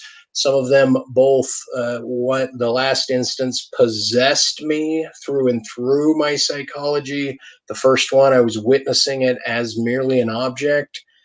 Then one could say, well, how do I know the possession was of that thing? And I would say I inferred it because it was so outbound that it was like a close encounters must go towards some like in Close Encounters, they went to Devil's Tower, right? But in my case, I didn't know I was going to anything until I got to that thing. In any case, never mind that. That's just a background on me. What is it? Phosphine gas on Venus, which Different indicates type kind of kinds of pathways theism, once again. existed from some kind of biological material, some kind, or life, possible life. That's pretty impressive, right? And we also know that xenophiles exist, so we know bacteria can exist in the most harshest conditions, surviving on iron or lead or sulfur or whatever. I mean, I don't think it was lead, but I know they can survive on sulfur. That's pretty amazing in anaerobic type environments. So sure, there might be all kinds of life out there. Some of it might be intelligent, some not. But do I think that this is the only planet with life on it? No. And especially for the fact that Venus is so close to it, so might obviously been cross-contamination. If it's life on Venus, it doesn't necessarily mean that it's indigenous to Venus, right? It could be because of kind of impact on Earth, because we've had that also produce the moon, and then some of it got crossed over to Venus. Who the heck knows, right? But anyways, what you guys' thoughts on this before I kind of wrap this up? Because like I said, this is going to go very long. What's going on, Steve? Extraordinary claims tomorrow, I think. We're not doing over and under. Oh, look at me. I'm really put out. This is what I'm doing tomorrow. So make certain you tune in because I'm just treating you guys like a general guess we're doing this Friday. Audience. We are going to read the official transcripts from the last hearing with Judge Gale and Scotty Lee Forbes. Yes. And by the way, those transcripts, not cheap.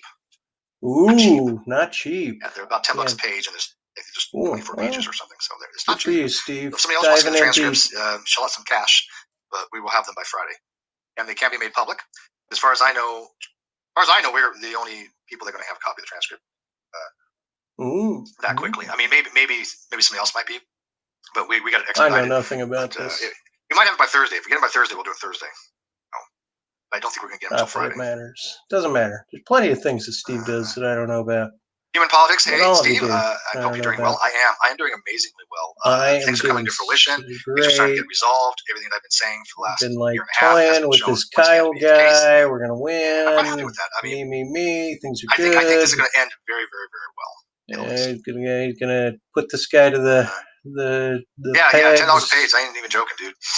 It was very expensive to get a 3-day on it. But like I said, I still don't think we're gonna get them until Friday. I'd like to do them on Thursday. If we get them on Thursday, I might be able to. Oh boy! No way it can be sooner than that. But as soon as I get them, then we'll have it. What else you guys got? What other questions you got? Like I said, let's wrap this up first on this atheist versus theist group. I mean, would you guys agree that this is the antithesis of how I want the Great Debate community on Facebook to be run? This is the antithesis of what critical thinking is. This is the antithesis of somebody who's claiming to have understanding these topics when they clearly don't.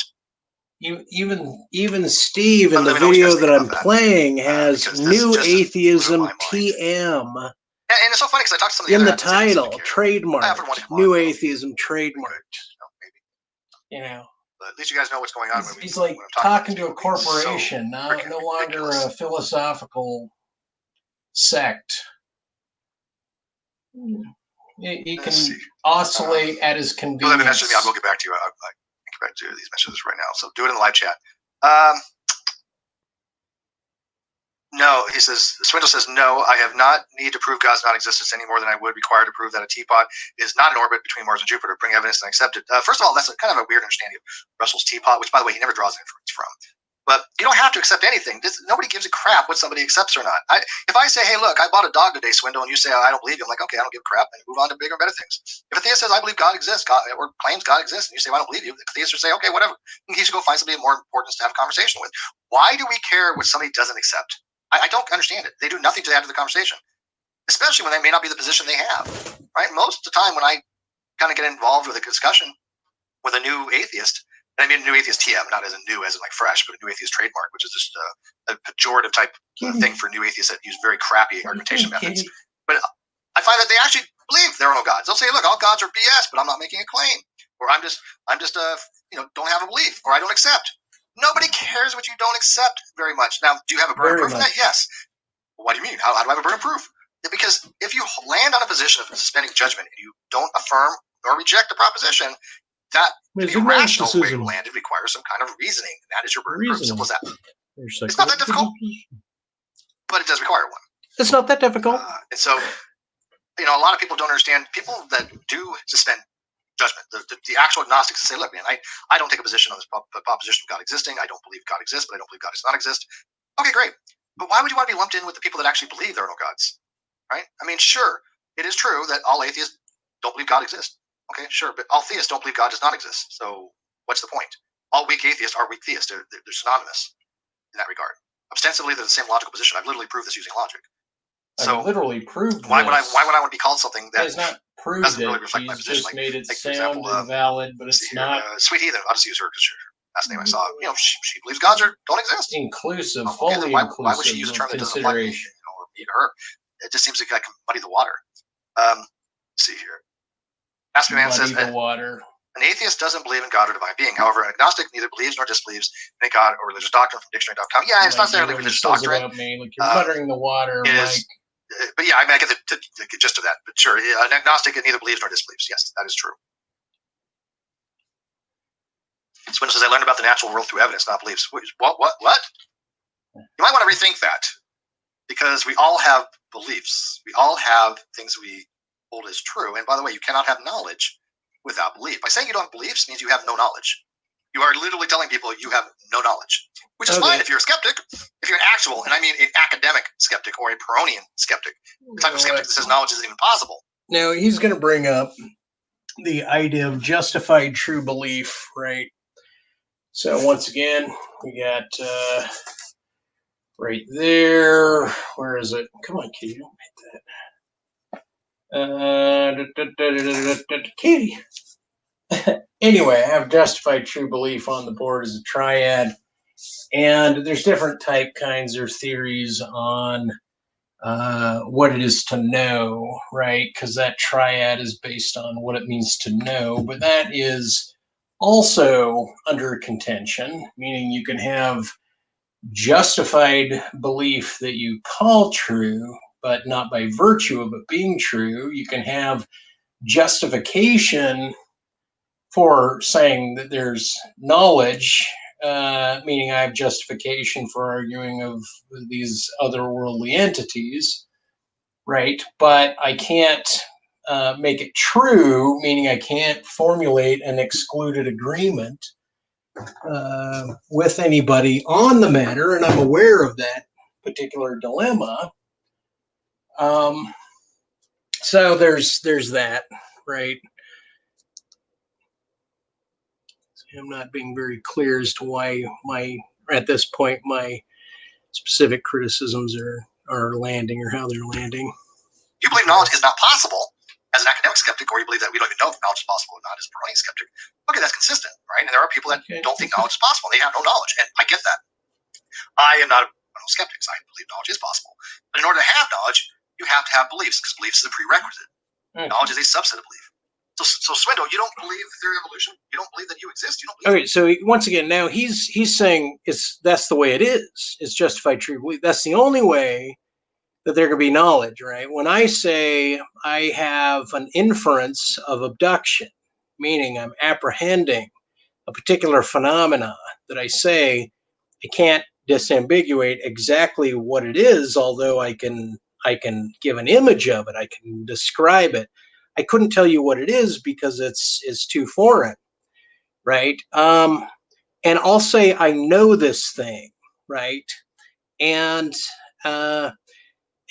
meaning I have a previous video where based on like a pretext of module concepts that one holds, one could then, coming out of, let's say, dreamless sleep or a sleepless dreaming night, come out where the first proposition, like ex nihilo, to come out of their mind is a statement of truth. Like, I just know that's true, right? Meaning, and so those kind of experiences, human experiences, once again, that need to be indexed, don't fall necessarily in line with the idea that knowledge is necessarily a subset of belief.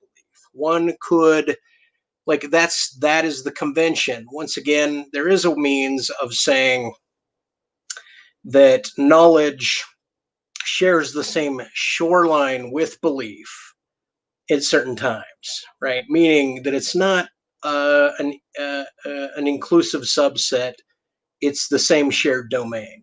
And that's my point. When inference of abduction, immediate apprehension, grants over information that one wants to say, they know that, right? They could also simultaneously supplant the word know with belief, right? And they're kind of isomorphic in one point. And that was one argument against justified true belief as a type kind of workaround that is actually mapped on human experience, but is not, it doesn't form fit to this categorization, this formalized categorization of what knowledge must necessarily be. Although it is classical how it's argued, but it's, once again, it's Steve reiterating the necessity of the case in all cases. Meaning in this, you believe 1 + 1 = 2. Those are beliefs. Beliefs can be true. Beliefs can be false. Now, if you really want to get into like some more confusing stuff, you can ask the question: well, what's the benefit of having justified true belief over knowledge? If it's a justified, not justified true belief, a true belief over knowledge, what's the difference? What's the advantage, right? And it's called the swamping problem, because there's no more value added to have, say, I know P, as opposed to having a true belief, right? If it's true, it's true, and it doesn't matter if it's justified or not. If it's true, I think it was Dr. Linda Zabesky. If it's justified, if it's true, it's true. Espresso maker. See, reliabilism. This is not justified true belief, by the way. This is reliabilism. But, there you go. So he is fine. He is giving the exception. Like one compliment to Steve. Steve is like a good teacher, meaning the fact that he's putting out these videos and he's articulating and throwing it around. He is educating people in that, all of the definitions that appear within this particular array or his angle on philosophy, with a lot of $10 words or a lot of very specific words. I understand. Like, he hasn't mentioned, I think he might have mentioned one thing at all. He referenced some specific person's something or another earlier. But besides that, there's nothing he said that's gone past me. What is unreliable, but they both made you a cup of coffee, is the value of the coffee that tastes any different from the one that is unreliable? The one that is reliable? No. And clearly they're the same, it's exactly the same kind of coffee. It's not going to be any different. It doesn't add any value to it. Swindle said, I would be agnostic if I stated that I can't be sure whether God exists or not. Where are you getting that from, Swindle? What does surety have anything to do with any of this? It just doesn't. Nothing requires surety. Knowledge does not even require certainty. There's a couple different versions of knowledge. One of them is called a weak case condition, or weak acceptance condition. The weak acceptance condition is knowledge does not require certainty. You don't have to have certainty to have knowledge. And so the strong case it is, but why would you have to be sure? I'm not sure aliens exist, but I believe it. But I don't claim that I know it. Because in order for me to know it, the proposition has to be true. And how could I ever demonstrate the proposition is true? Or even come to a good argument that the proposition is true? I believe it. But yeah, you would have a hard time as a justified true belief explaining how you know aliens exist. There's no possible way I think that anybody can justify that, right? Okay, well, I did my best to try to describe it, but once again, like, somehow I have mad cow disease, or I functional schizophrenic, or whatever else the community wants to make claim of me. And so if I make the argument for the case, he's going to say, well, I just don't see how anyone could do that. Right? It's like, well, hi, Steve. Hey, over here, buddy, on this side of the planet. Oh, knowledge can't be. There's no such thing as false knowledge. It does not exist. We have evidence of the sun's electromagnetic radiation. I have evidence that Steve exists, but I do not have evidence of visual false knowledge. False knowledge is like, no, false knowledge does exist, meaning I can categorize false knowledge as something like the sun rises in the east every morning, right? It's false knowledge. There's a correspondence, but obviously the idea that the sun is rising and we're not rotating would be a scrutiny of the word rises at this point, where we conflate it, necessarily we conflate it with the earth rotating. It's not like a denial of the structure, but to say that it rises is false, right? To say that it rises in the east almost weighs like it has a coherence to it. We know what east is. We agree what east is. We define what east is by where the sun rises, right? And so once again, it's a matter, and he'll say this is a rhetorical thing, but no, this is where a proposition has a disjunct, adjunct. And this is the problem with new atheist way of thinking. You're exemplifying it. This is paradigmatic of all new atheists I've ever seen. They all have the same bizarre way of avoiding straightforward questions. Swindle. Do you believe that I exist? It is a straight yes or no question. Here we go. No ambiguity there. Either you hold the belief that I do, or you don't have that I believe that I do. That is, I call it a dichotomy. I don't care what the reasoning is. I'm not asking you to justify it. Do you believe that I exist? Yes or no? And I don't want any exposition on it because it's irrelevant. Right. So now he's going to say any exposition on it is irrelevant, even though earlier when I was trying to talk about, oh, well, Steve as a data set, as I know him, may be a pre-recording that is concurrent with my life because my life has been recorded and deterministically in this manner, and that it just happens coincidentally, synchronically, contemporaneously to appear as another individual that I can have interaction with, because there's other things that we accept about technology and about what it means to believe that somebody is here.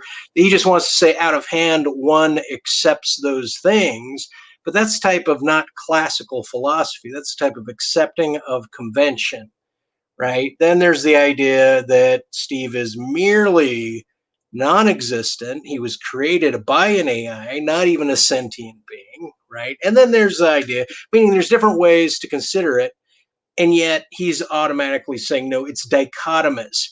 It's only dichotomous because Steve says it so. In other words, he's employing the exclusive disjunction. He's employing it. It's not the right time to employ it, though. And people say, well, look at Steve, he's trying to pigeonhole people. No, I just cut to the chase, right? I mean, you can have expository afterwards, but I just want a simple yes or no question. People ask me simple yes or no questions. I'm going to give them a simple yes or no answer, and then I might explain it, right? These are right. So now he wants everyone to behave like him. Simple, direct questions. You believe that I exist, absurd. or you not believe that I exist. And by the way, I wrote a blog on this very thing called The Problem of Not Believing, because this is a weird phenomenon that people do not believe that I exist. I have seen so many people not believe that I exist that I had to write a blog on it. That's weird. It is weird. Okay, I'll grant that. It still holds true. And by the way, I got to tell you guys, I really kind of miss these freeform things. I don't do these very often. Don't get me wrong. I love having Chester and Crafting Corner, and I love having guests. And I did comment at the very end of this video. If you go to his video, you can see my comments about all of what this video is. That was kind of my pretext to creating this video. Maybe I do, but I mean, I just happen to enjoy it.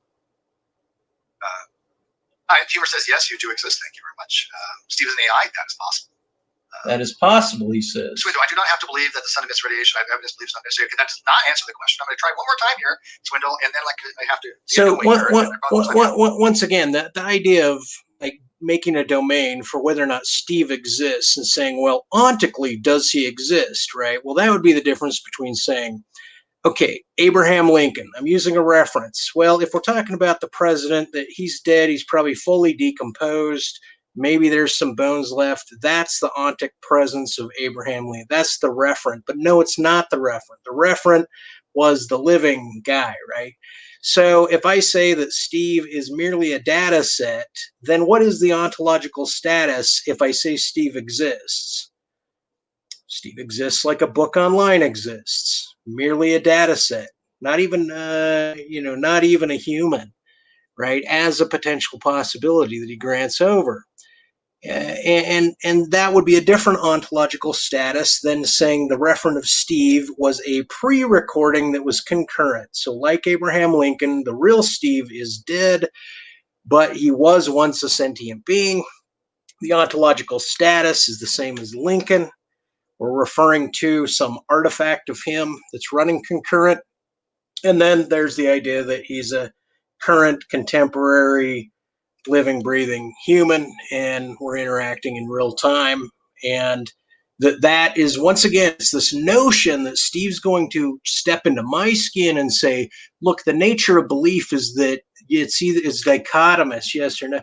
Like just the audacity and the arrogance of the dude on this little minutia, but it's all these little things about how Steve orients his discussion that I find, like they piss me off. You piss me off, Steve, because you're not grounded. You're like a unreal human. It's like you're holding this hubris, this dogmatism towards philosophy, trying to edge people closer to your vantage point. Fuck, I think I just fucking backed the video up too much. Anyway, here we go. I'm going to play it. So I'm going to ask you one last time. It's cool, though. It's cool. We're cool. You won't have a chance to answer again. Do you believe that I exist?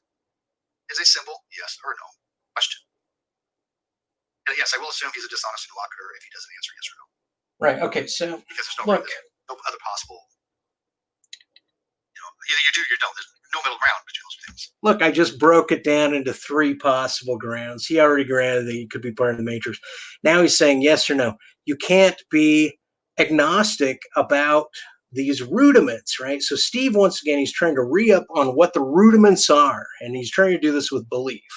So he's taken the semiotic term belief, and he's giving it these constrictions and restrictions and stating what must be the case when I've exampled why there's variance beyond what. Now, if I asked him, do I exist? That's a difference, right? There's a middle ground there. Do I exist? He can say, yes, you do. No, you don't, or I don't know if you exist or not. That is a middle ground. That would be an agnostic on B situation. Right? I cannot. I'm asking what his belief is. Does he hold the belief that I exist? Not whether I exist or not. No, so do you believe that I exist? It is yes or no. But I want people to say this is new atheism in what these atheists like. Now he'll also say belief or agnosticism is a psychological disposition, right? So is belief also a psychological disposition? Because I'm kind of trying to up it there. Now he might say no. I might say yes. And that would need to be categorizable and indexable and referable. But it's going to take some work on Steve's part to kind of open his mind's pussy eye, the mind's eye upstairs. Let me fucking fuck your mind's eye here for a minute, Steve. It's putting out. This is why I think that atheist movement has 2 hours taken a and dive. 12 minutes. And it's a shame because there's a lot of great atheists out there that understand these things and do a great job. But then you have groups like this, Atheists versus Activists, that would shut them down. Like, the atheist pastor, who I do a show with over and under on Wednesdays in a fortnight again. He would be kicked out of this group. Why? Because he believes no God exists. That's ridiculous. Okay, Swindle, you get a time out. Now he is the arbiter of what's ridiculous and what's not ridiculous. But do you guys see how this works? You see when you ask a person who exhibits these weird new atheist type dodging things, it's always the same thing. They cannot simply answer a very simple question. And to prove to you how easy this is, for the next 5 or 10 minutes, ask me anything about philosophy, like with this particular topic, epistemology, in regards to my beliefs like that, yes or no, and I will answer them as directly as possible. Okay. Just to show you that it can be done. Right? It doesn't delete the message so many times about. Right. Okay. So now this is the absurdity with Steve. Now he's saying, hey, look, ask me a question, and I will give you a simple yes or no to show you that it can be done. To show you that, yes, if you want to exact and make more discrete the category of yes or no that I'm prescribing to you, ascribing and demanding of you, because I'm telling you that it is necessarily dichotomous, right? He's the one that's making the or sign an extensive disjunction when it doesn't have to be. It could be both. The message has come back. So he's not hidden, he's only typed out. Here we go. So go ahead, ask me my beliefs or something, and I'll show you how easy this is. I'll show you how easy it is to agree with me, to pick of these two options, What about and eschew any other variable option. Yeah, belief does not equate to faith. Yes, it's like it's a type of ignorance on his part. Now, it's like he's ignorant. Faith, and we all have blind faith commitments, right? The fact that we accept that he's blindly faith to his philosophy. Probably basic belief, but still belief, and it's based upon blind faith. I mean, because we have no evidence either way. Nothing wrong with that. Nothing wrong with having beliefs on blind faith. Now, theists will say, well, I have blind faith God exists, or I don't have blind faith God exists. First of all, yeah, blind faith that God exists is not a properly basic belief. I think that the way Plantinga describes it is a properly basic belief, maybe, but it's definitely not proper in his Reformed epistemology. But, a lot of theists will say, well, I'm not basing on a blind faith. I have no reasons for blind belief. Okay, well, that's fine. Then at that point, I don't think it's blind faith either. It's still faith, but it's not blind faith. If a theist said, hey, look, I think God exists, and I'm like, what's your reasoning? Oh, I have no reason. It's just a properly basic belief. That is blind faith. Exactly what it is. Kawasa says, seems the word belief is a sin to some people, very cultish and ironic. It is. It is strange because, again, you cannot have knowledge without belief, right? If I say so don't shore believe that P, up then I cannot again. say that I know P, because one of the necessary conditions for knowledge under justified true belief is belief. Under justified true belief. That's one of the three, canonical things that you must have. So he prefers that approach towards what knowledge is. Steve prefers that. You have to believe the proposition is true. The proposition has to be true. We need to be justified to. Those are the three conditions for sufficiency. For sufficiency. Right? Okay, I agree with sufficiency that. means if you meet all those conditions, then you have knowledge. Said, if you don't, I'm not disagreeing with what Steve's doing. I'm just saying there's more to the picture. Is a necessary condition for knowing aliens exist. But is it sufficient? No. It's only sufficient if I have all three. And I clearly don't have all three because, one, I can't justify claiming knowledge. You egotistic turd bot. You scaredy cat. I assume it's true. You chicken shit that you're wrong, so you don't invite me on your show. You won't take my $100 because I don't want to deal with this schizophrenic guy or whatever the fuck. Mike's. If I say something like 1 + 1 = 2, a formidable interlocutor. 1 + 1 = 2, and I'm justified 1 + 1 = 2 because I get mathematical reasons. And yes, but God forbid, God forbid, there might be people that claim, you and I have any rapport at this point. Are you really justified? Well, you might be relying on her because she was an expert. Because, you got bigger fish to bring on and other concepts and things. You're trying to do shit. You're busy. I don't expect it. I'm just saying, I harped on you about it. That's not a rational belief. At that point, you don't know 1 + 1 = 2. Sadly enough, that's how knowledge works. That's not how knowledge works. Hickory says, philosophically speaking, why does Spain have the same time zone as Germany? Because the Earth's not flat. See? Yeah, that's good. Nobody has any yes or no questions because I was going to demonstrate to this guy and to everybody before I end this how easy it is to answer very simple questions. You don't have to dodge questions. As soon as you dodge questions, you don't get very far. And I don't tolerate it, and my audience doesn't tolerate it. I don't tolerate it. Min says, I think that Steve gets kicked out because someone doesn't tolerate it. Then he gets mad, and then he tells you what he won't tolerate. And is epistemically stupid. It's fucking irony. Fucking hypocrite. Okay, I thought that's a good thing. He says, I believe 1 + 1 = 2 because when you type into a calculator, that's what happens. Yeah, that's called reliabilism. You're relying on the calculator. Once again, now he's ascribing what that phenomenon is. He's saying that it is reliabilism. That phenomenon that you're articulating necessarily is reliabilism. Calculations, right? You think it's reliable. That's your reasoning. That's your reasoning why you think 1 + 1 = 2. You would be okay with that, right? Now, there are sometimes the calculators make mistakes. They have rounding errors. They work. Most of the older ones, I don't know about the newer ones. The older ones used to work on a principle called Newtonian or Newton method. Approximations. When you use Newton's method of approximations, clearly you only have like 9 or 10 decimal places. So it rounds. It'll come up with a rounding error. So what you get on a calculator is not necessarily the accurate answer because the way it just doesn't, right? So cheaper calculators especially.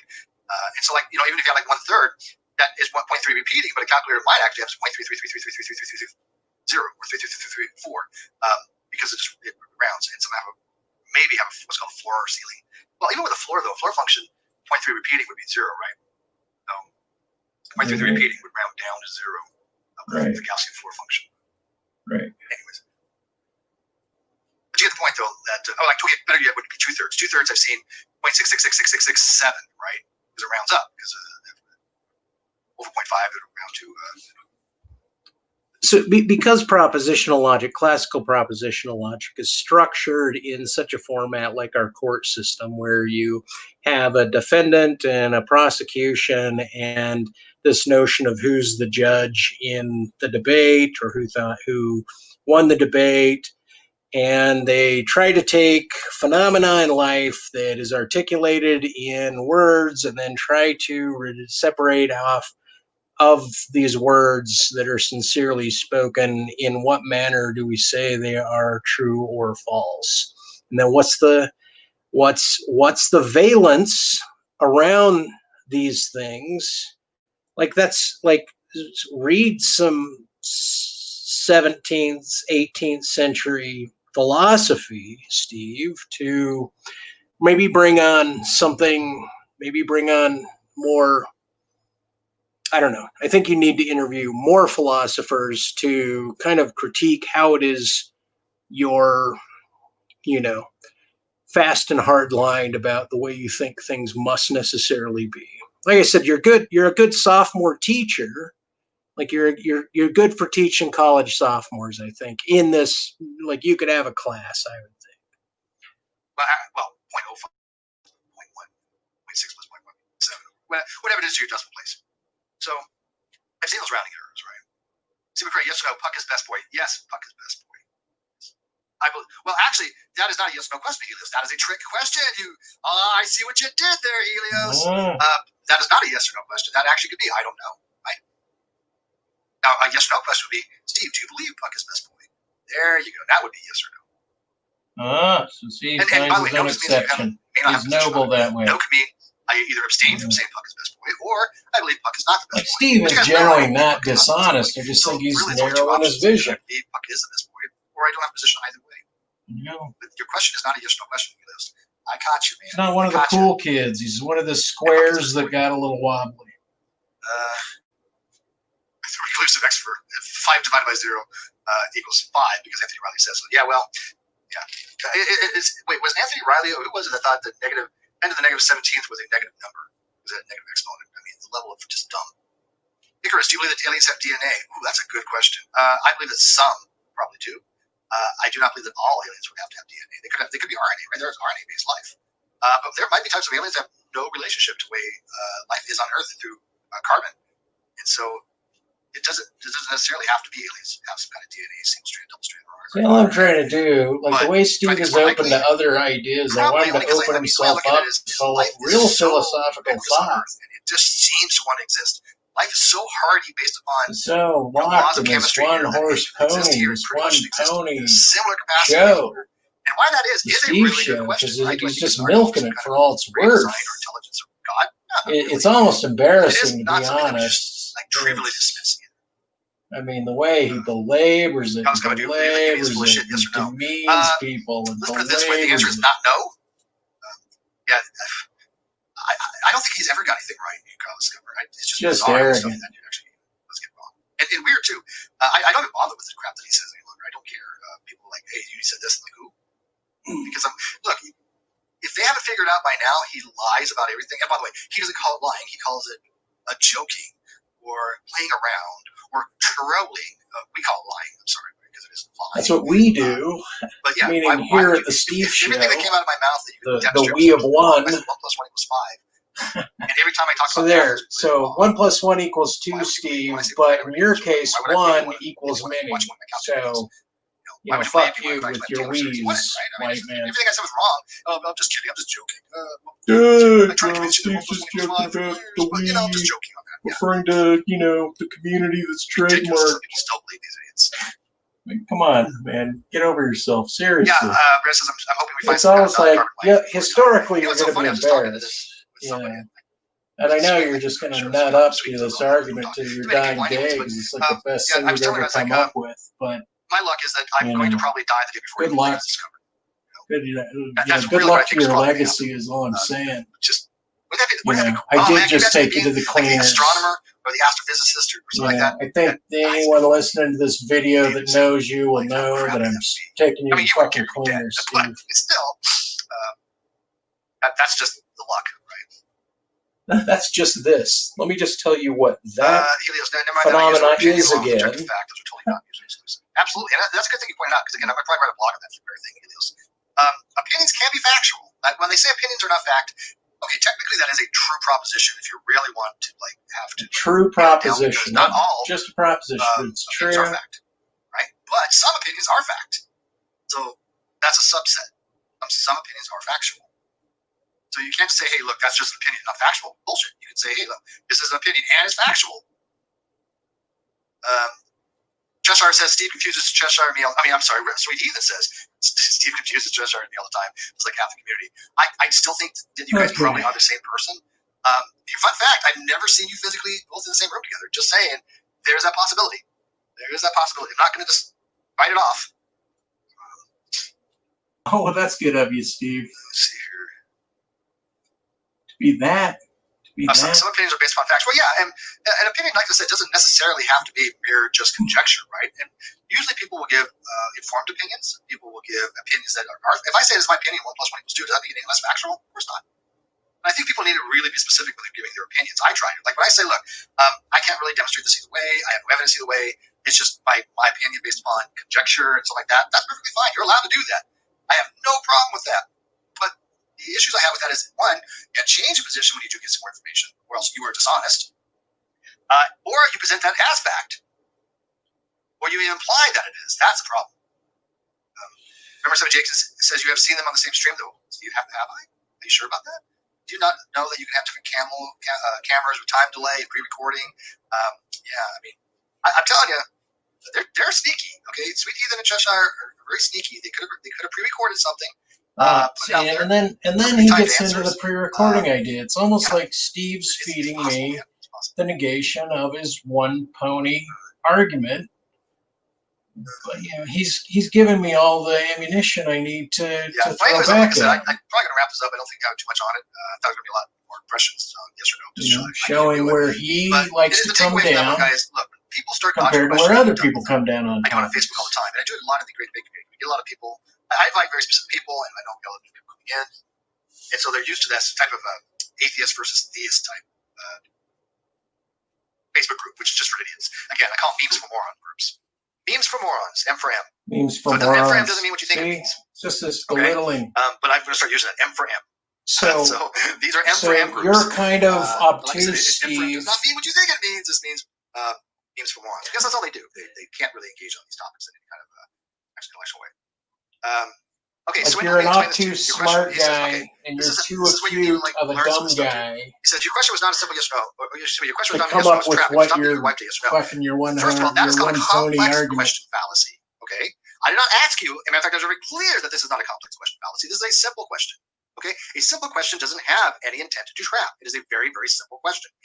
There's no implicature of anything else in a non-complex question. If you don't understand the difference, you're being dishonest. If you're trying to argue with me otherwise, because I've explained this already, so I think you're being a little disingenuous.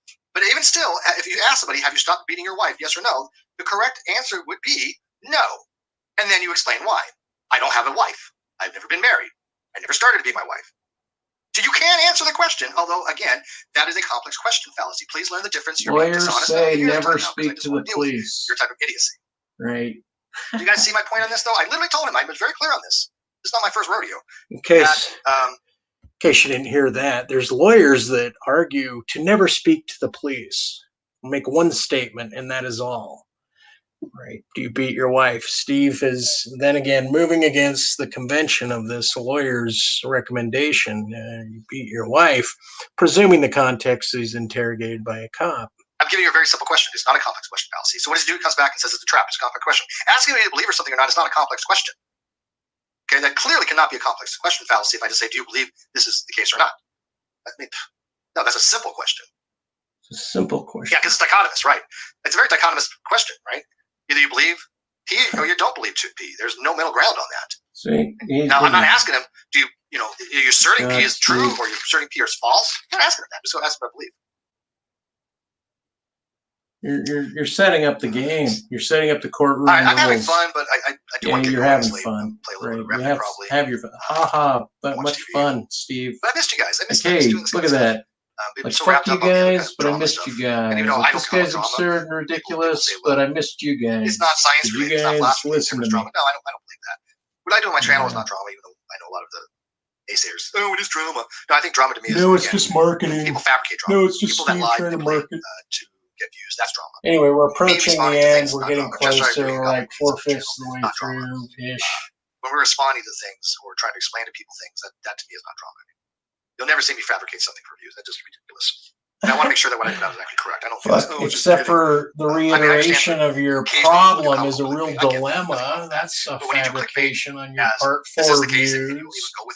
Trademarking the great community. That's not for marketing and views. Come on, Steve. Don't act so naive. Don't try to pass off your con man bullshit. Do you believe that this is a complex question? No.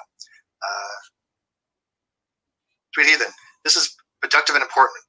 Maybe some don't get it, but it is. I agree. I think this is very important. I agree, because you just said that. You just agreed that what I'm saying is important, and so I agree with that. I mean, just listen to that.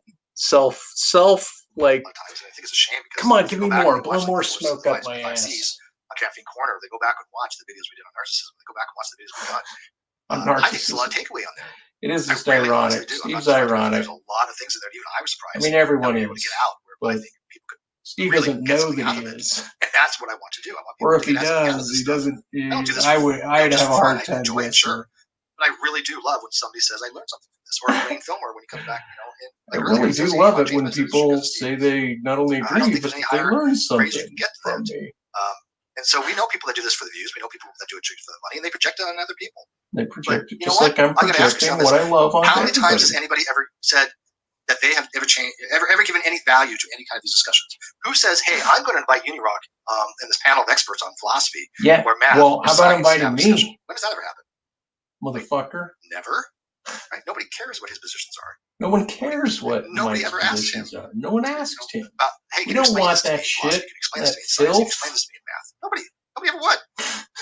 And that's the difference. And that's I will sit there, and somebody say, "Hey, Steve, I really want to explain this calc thing to me." Basic calc, right? Because again, I'm not that learned in calc, but enough to get by the basics, first principle kind of stuff.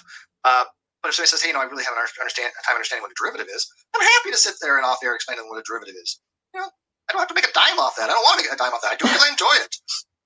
And that person, does really well on their test. Once again, so he's not earning money. He's not wanting money. That sucks. He's focusing on that topic in terms of its relevance. BC randomly says, philosophy, while I am a layman on the subject, is important to know on basic levels. Well, I'm a layman on the subject too, but here's the thing. I agree with you because I really get annoyed when people say, well, we can't scientifically demonstrate this, and philosophy is all opinion, blah, blah, blah. They fundamentally don't understand that they're, one, using philosophy to make that statement. They're trying to use reason. But two, science is predicated on philosophy. Without philosophy, science would not work. I mean, the whole foundation of methodological naturalism is philosophy. Modal-dependent realism. Is philosophy. Once again. Philosophy. Scientific realism. Anti-realism. Philosophy. Okay. Granted, he's going over these different domains. He talked about anti-realism, right? But just the idea that he's like, philosophy. Once again, it's like he's not even going to try to like pretext his own conversations by narrowing a categorical domain within philosophy that he himself is coming to and from, which I believe is called invariant formalism. Falsificationism, philosophy. Verificationism, philosophy. I don't hold to that. But all these things are philosophical positions. It's very frustrating. It's just so tiring I want to keep this really short. Know more than everyone. It's so tiring, Steve. You guys get the idea of the why I arrogant this poop. off my chest tonight because this was so dumb. This was so stupid. The only thing I can say to this guy, Paul Grace, like I said, maybe if he is a theist, I'll apologize. Man, like I said, man, history's going to think you're fucking, or at least a good, a chump. I guess sample. A one-horse pony. Like I said, a one-trick pony philosopher. Beyond, and this guy should never be an admin. I mean, just straight up. If you do not understand these concepts at this base level, you have no business being an admin in a group. And by the way, so like even Brett Weinstein, right, on the Dark Horse podcast was talking about the problem with philosophy are these gatekeepers. These gatekeepers function as like gatekeepers of the ivory tower. Of course, he's not saying that exactly, but basically saying, as far as somebody else's approach or means of interrogating or ingressing, I would say, into the philosophical domain requires a bit of play. And those that are not willing to play are the policemen of the philosophy. They're like the guard of it. So not only has Steve, put this agnosticism argument at play again and again and again, but then he has, in order to shore it up, right, and to keep it like fresh and clean, is to make certain that he's buttressing everything else like a policeman.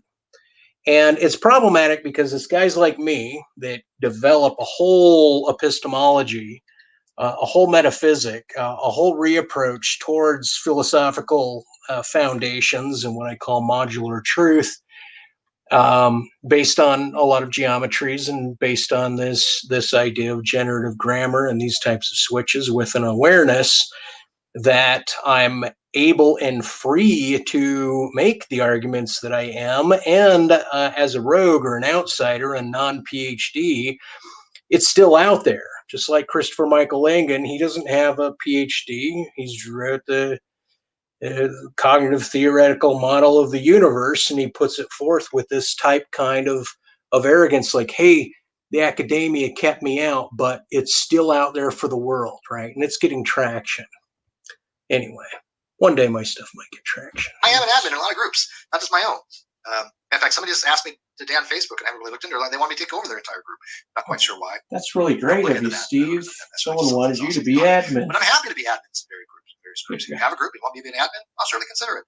I'm an admin for like League of Extraordinary Atheists and Humanists, LEA, which is a great skeptics group, and it's a good group. It's got some good discussions in it. And Christy Santiago is an admin. We all love Christy Santiago, right? If you don't like Christy Santiago, you're just not a good person. Straight up. So into one more time. In my opinion, the use of the word believe is wrong, but I guess I could say that I believe a position if I have evidence for it. Well, I don't really care what your opinion is, because your opinion is based upon a very idiotic understanding. Belief is a disposition, an epistemic disposition towards a proposition. If it is the case that 1 + 1 = 2, and that's what you agree with that propositional content, if you say, yeah, you agree. Okay, so now he's going to use a quantitative notion of oneness, monads counted, and he's gonna duplicate. He's gonna try to make an association, or like an implied association, that. Well, fuck it. I think you guys know what I'm getting at. And what he's just saying that you all believe that proposition is true. That's called the epistemic disposition.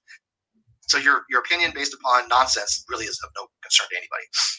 That's like a creationist saying, but he's saying what is nonsense. Steve is now the monopolized determiner of what is and isn't nonsense. So it's nonsense. I think this month or next month is that.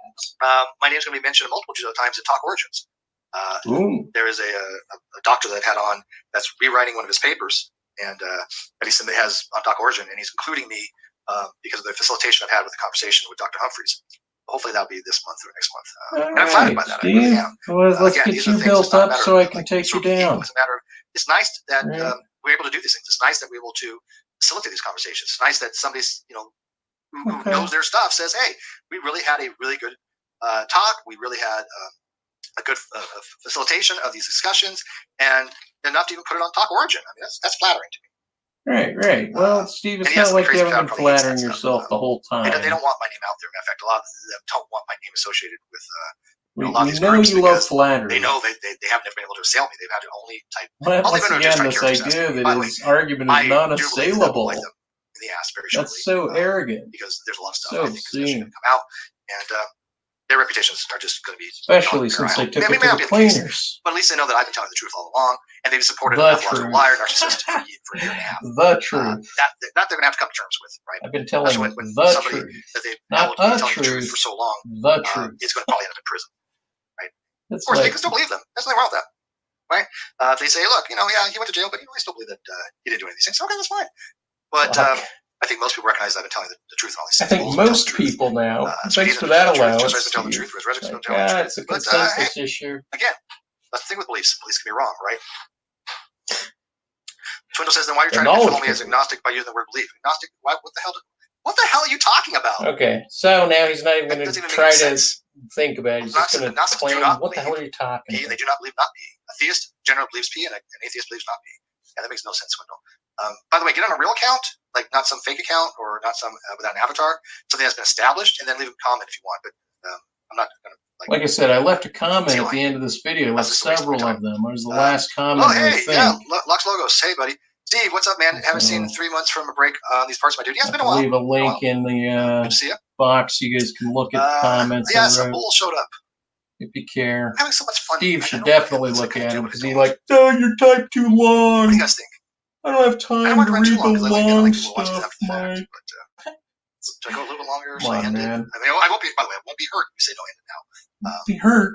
But I don't know what else I can consider my emotions. Let me just tell you, I won't be hurt. I just enjoy hanging out with you guys. Fuck, man. I'm not caring about your emotions now. I think you're, you're kind of fraudulent. Tweeting says, I literally have no motivation to lie. And improperly arrogant. So that's kind of a genetic DNA thing.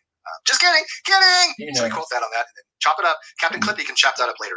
I can be wrong, but I don't have the F's to give a lie. Yeah, I don't. You would have no reason to lie. Bull has no reason to lie. I mean, that's just it. When you have evidence, why would you ever bother trying to fabricate stuff? Evidence, like creation of that philosophical convention. People don't seem to understand for some strange reason that the judge isn't ruling upon, like, for example, if Kyle lived at his house, where he lived. That has no relevance to anything, like I've said from day one. But they finally started to understand that because the judge said that. He was explicit about that. And we'll have that on transcripts Thursday or Friday. But they can't wrap their head around that. They've been wrong about this all the time. And who's been saying otherwise? Oh, me. It's like Steve can't wrap his head that there's more to this problem than he believes there is. He why not both? And the stream for coherence and start a new stream to hang out. Maybe this video will help Steve. I mean, if I do that, I'll just play Remnant while people come in and have a discussion. And if I'm wrong, Steve, take me to the ropes. I'll have a beer and play Remnant while you guys come. I'll have a beer with you. We'll get drunk and we'll have this discussion on your channel or my channel. Yeah, Captain Clippy. If you dare. If you want to retort. Logo said, Icarus gave me the rundown anyway, of what happened. Hopefully this is wrapping up. So we're coming on 3 hours already, right? Absolutely. And here's the thing, Logos. I still have offered for any of them to challenge me on it. And, people say, well, you did a debates on modern day debate with, like, Snake is here and stuff like that, and you didn't really present much. Well, there's a reason for that. And this is, again, I'm not blaming James for this. I'm just saying there's, I think, miscommunication a lot on that channel. He was supposed to come in and disprove my position, right? He was supposed to come in and assail my position. And in order to do that, I don't have to do a damn thing. Right. Just like in this video, Steve, you didn't have to do a damn thing because I'm doing it. I'm assailing your position. He could show me to be wrong. Okay, great. I don't have to do a damn thing. If you say you can show me by wrong, I'll just sit here and listen to you. Not saying you're wrong. You're just not fully right. No onus to do a damn thing. You're right. You're just not fully right. I didn't present anything during my discussions with Snake is here on Modern Day Debates channel. And where you're not right, or where you're not considering, there's a lot going on that you ignore. Actual evidence, so easy, trivial. Like I'll document it on my webpage. Okay. I got a blog. Let me reference my blog. I love Divinity 2 Original Sin, but I gotta tell you, dude, it really sucks. Not a bad idea, like I said, people know I'm frugal in real life, and I'm also frugal in games too. So I hoarded everything, right? I did not want to use any potion. I mean, with the whole game or anything like that, without really using much of the consumables. I was pickpocketing everything. I was getting as much money as I can. More money than I'll ever use in the game. Again, he's about money. It's resolution. And these games are supporting him about money. I got to gear level 20 or 21 over there. It's important, I guess, but still, it's obvious that's his concern. But I mean, I don't know if I want to do that playthrough. Some people say doing that playthrough because the characters are different. Okay, fine, and by the way, it's a great game. Loved Divinity 2 Original Sin. And probably we'll play it again one of these days because it'll be so long I won't remember what the game's like. But I can't imagine being that different. But BBS or good night all if this ends. Not sure what that means. That's how most people play that game. They hoard everything. Yeah. I don't think I probably will stream tonight after this. I think I probably will end this right now. But I don't know. I might change my mind if it gets late. Yeah, he'll be on here for another 10 minutes. Says I can't send a super chat. Dude, it's weird. Okay, first of all, I don't understand YouTube's changes. I had a hard time. I can send super chats most of the time, but like the other night, I was trying to send a super chat to somebody, and California just cool guy. I made it smaller, made it less, more. I have no idea. So I know what happens, and also not sending out notifications like it used to. That is true. Weird. Some people tell me they get notifications like 15 minutes late, or not at all. I don't know. Baldur's Gate 3 looks like, yeah, that I played 1 and 2 on that too. That'll be interesting. And also, I pre-ordered, or somebody had actually pre-ordered. Okay. He's going to get to more philosophical things, and I'm going to wrap this up. Cyborg. Hopefully, reiterate some things I can jump to with what I already mentioned. So I'm just going to reiterate the last Paul, I do have request from Steve yet again. I very rarely mention my PayPal. Very rarely. Okay, once again, he's on about money. Donuts for I'm sorry. PayPal Want to have drama for donuts? I need fake news and Red Bull. I have a PayPal in my video description. And I'll be on your chat if you do that. He doesn't really want to be modest. So just give me your money. Listen to my one-horse pony. My one I don't know pony why show. the chats don't work sometimes, but I know they don't. One trick pony show. Bizarre. Cyberpunk, yes, Cyberpunk 20. That's what I was thinking of. I probably should check my mail just in case. Let's see here. Anything in my mail? I mean, the dude can do whatever the fuck he wants. It's his channel, and like he can do whatever he wants. I'm just saying. Yeah, he's going to pony up. Love you, but respond to this. Look at your source. Let's see. I got a Patreon message, Stephen. But again, I don't know. I don't know why they're not working. I really don't get it. But I am checking my email, so thank you for being on Patreon, and I appreciate your art. Yeah, I appreciate it. Thanks for sending money because I put this one-trick pony on it's again. Fine, it's bitched fine, about like again. A lot of and call someone else ridiculous again. But I do appreciate the membership and the super chats and PayPal. Very much so. It definitely is what I survive on. That's what I survive. But I really hate the people. I don't want to belittle the guy. He needs fucking money. Content. Just to get people to donate. I just that's one of the most deplorable. Well, hey Steve, why don't you put someone that dissents with your opinion on your channel? Maybe you'll get more traction. That the CPU went out. CPU fan went out, so I got to fix that because I want to finish. I got to the very end of Witcher 3, and I haven't finished it. But that is one of the best games I've ever played in my entire life. Seriously, without a doubt, Witcher 3 is a freaking masterpiece, 5-star game. Now, is it absolutely perfect? No game actually is. It has a bug here or there, or whatever, but it is a really amazingly well-developed game. And the dialogue, holy cow, man! I think they spent 3 years on that damn dialogue. Yeah, it's such a great game. Okay, well, maybe he's dying down. He's going to make some crack about women here in a sec, which is fine. I don't even mind it. It's funny. Yeah, fake stuff. Well, what's so funny is all these people making fake accounts and fake me's, and there's another person I propped up recently making a fake Steve McRae. And yet, they're trying to make us to be out the bad guys, right? They're the ones that actually dox people. They're the ones that actually harass people. They're the ones that actually say really, really just morally reprehensible things, and they project it on other people. But I think a lot of people are coming around to that. I really do. I think a lot of people are coming around to your shiz butt. Logan says, what pisses me off is that here you're trying to make an honest living on YouTube with you raising your daughter as well, and Lactius give you shit left and right. Leave alone. Right. Well, technically, I don't have my daughter as much as I'd like. I just live with her mom. But until this I don't say the word because I get demonetized. The Covfefe-19 thing. We'll see her frequently, but it's been rough. I literally have to see her visually, not virtually. And it's tough, man. It's tough. This isolation really sucks. But it was really nice the other day because I was actually. Okay, come on, Steve, wrap it up, buddy. Obvious reasons, but come on, get to the end. Get to the end. They were actually having a nice discussion, and I really enjoyed that. I really was like, "This is sweet. This is nice." Yeah. And yes, by the way, one of these days she will probably she probably will get into all this stuff, and she will surprise people because she's a lot like me. Doesn't take any crap. She'll surprise people because she's like just me. Because when you say the word, you automatically get demonetized for some reason. Yes, I don't know. We don't take crap. Hi, AT2. Taking this crap, Steve. I interrupt you. I just consider us not friends until you respond to my questions in here. I upgraded my PC a few months ago. I could get Witcher 3. Unless you want it. No, it was really good on this. Now, this computer system I have, this one helped Bullen and help me get. It is amazing. It's a screamer. I put it on Ultra, and I don't even have any problem on like Remnant or any other game. It gets a little warm, but that's not a big deal. Steve will entertain some of my discussion in Discord sometimes, but it's not been this sharp and specific on specific approach to philosophy. I think my daughter's probably the one person Cheshire might eventually be afraid of in some cases, as well she should be. And yeah, I have some ad hom. Seriously. Come on, man, get over yourself. What GPU I have? This is a what the hell is this card? I don't remember. It's a good one. It's a very high end type of card. I just don't remember the exact name it is.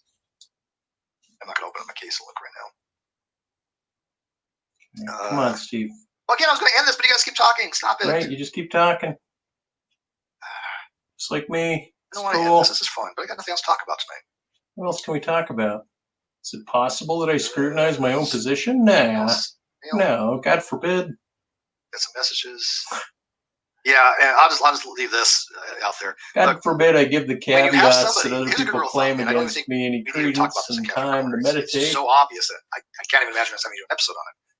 But if you have somebody that has repeatedly lied to people, whether they're claiming things are a joke Steve's going to say is a lie, and they tell you something, the best part of reason is to probably say there's a high likelihood they're lying to you again. Right? Now, you can't say that they are, because that would be an argument for ignorance if you say they're lying to me because they haven't shown me to be telling the truth. But if they have no credibility, then probably what they're telling you is BS. Right? It's going to be probably that the case. Yeah. Once again, Steve could try to sum my whole argument up to contemporary rhetoric, but I won't cut it. Sometimes, Steve. Dude, I've been doing this for how many years? I didn't start off this way, man. This is from years of dishonest, disingenuous, lying, manipulative, not unlike nothing you're not unfamiliar with, Steve. Or flat earth that I've ever seen. Nothing you're not unfamiliar with, Steve. If you want to talk about praxis and you want to talk about, my approach to these dealings, maybe you should go to them and explain to them why do you have such hostility towards Steve when you cannot show that he's right, and yet they want me to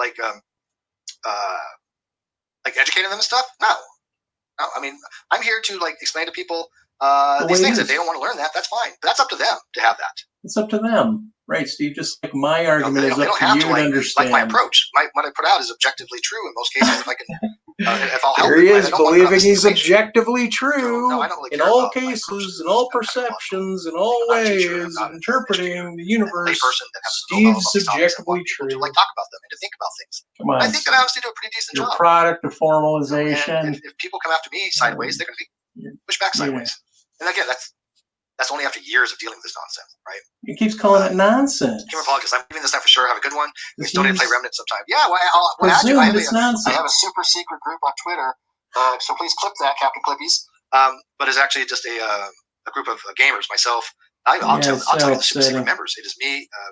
That's what Comic Nut, I don't know what Insect, Anonymous Insect, and it's more annoying now. It's just like a series of the personality annoyances. Maybe I should just let it go. Like Steve, bon voyage, right? I don't think you're gonna assail my assailing your argument. I would believe if his tongue was notarized, right? Exactly. If I can say assail. Show that it's incomplete. I haven't played Metal Gear. Show that it's obtuse in its Metal Gear Solid. restriction. No, but it looks good. Should I get it? Should I try Metal Gear? How about you try ending your video, Steve, so I can have my final words? Right, buddy? Secret Twitter. Yeah, it's like they have secret evidence. No, we just call it evidence. Just because it's not released to the public doesn't mean it's secret. But it is common. It might. Watching people fill in the blanks with narrative, and I love that word. And yes, Steve uses the word narrative, yeah, because that's an appropriate word. But I love watching, and Ruhev loves watching, and Rez loves watching, people fill in the blanks with so much misinformation and BS merely because they have no idea what's actually going on. Okay, well, Steve, I have something going on. And then you watch people that are just stumbling in the dark with the most nonsensical rhetoric that's absolutely wrong. And once again, using rhetoric, assuming it's all rhetoric. Once again, Steve could not take this whole video and summarize it to rhetoric. But if he does, it'll be embarrassing for him. It seems like a waste of time when I play Warframe, which is a game that does everything. Well, I don't know. I haven't played Warframe, but Remnant was a free game. I probably wouldn't buy it. I'll buy it because of the downloadable content, which is Swamps of Corsia and Subject was it 2933, whatever the hell it is. Would I have bought in Remnant? I don't know. Not for $40, for $20 possibly. I liked it a lot, and I got a lot of use out of it, so I don't mind that. Okay, sorry guys, I didn't know. I don't remember him talking about video games for so long. I thought he was going to make some last statements, but maybe he's not. Swamps, of course, is not worth downloading, but maybe I'll wait for that. Hey, Steve, he's a womanizer back in the day, and he likes to talk some shit, and I can appreciate that. So, come on, Steve, make the joke about the woman. Let's end this. Gwyn says, I think you are simply honest. Certainly you can be more empathetic to them, just like you have been to me about Kyle. Well, here's the thing, though. I like you. I've actually had conversations with you. You and I have actually had FaceTime. So I'm empathetic. I don't, right? because I don't like people I don't like, I'm not going to be empathetic to them. Reasons to think that you're disingenuous when you ask me a question. You want to know something, I tell you. But I don't give that to everybody when they just come at me so sideways. I just think that they're just I'm coming at you sideways. Either contrarian or sea-lying. But I try to most. I mean, I really do. But there is a point where even I go, like this guy, this whole Paul Grace dude from his admin, this group, this guy's just straight up ignorant, right? I mean, what am I supposed to give him as a principal charity? That he's pretending to be the stupid? I doubt that. He's pretending to be the stupid. The natural the principle of charity always, Steve, or generally always, before people start calling you a fuckface. Okay, so what was I going to leave you guys with? Darn it. Isn't that important? I was going to leave Metro-capitalistic, one-trick porny hustle for money online. I don't remember. What kind of soul are you? Right? You want to disambiguate what a soul is for me, Steve? So this is basically something probably along the lines of when you hear talking of the same thing from people that are constantly dishonest. They're pretty much lying. Constantly dishonest, meaning constantly not agreeing with the way I want things formalized and the way things are most appropriately formalized. According to the normative behavior and philosophy. Anyway, okay. Anyways, guys, this was fun. Thank you for watching. Please leave a comment in the video description what you think. I appreciate all the people that have become members, and I appreciate all the Patreon. Okay, so that is the end of it. Okay, so once again, Steve, let me just make my final remarks before I end this going on. Hopefully, I can do it in under 4 minutes. Once again, Steve, I mentioned there's a book online. You need to get back here, Bird, and It's Raining Outside. I mentioned a generative grammar approach of making what you're considering BP as static convention. Variable is the philosophy, meaning where the actual variability is under contention.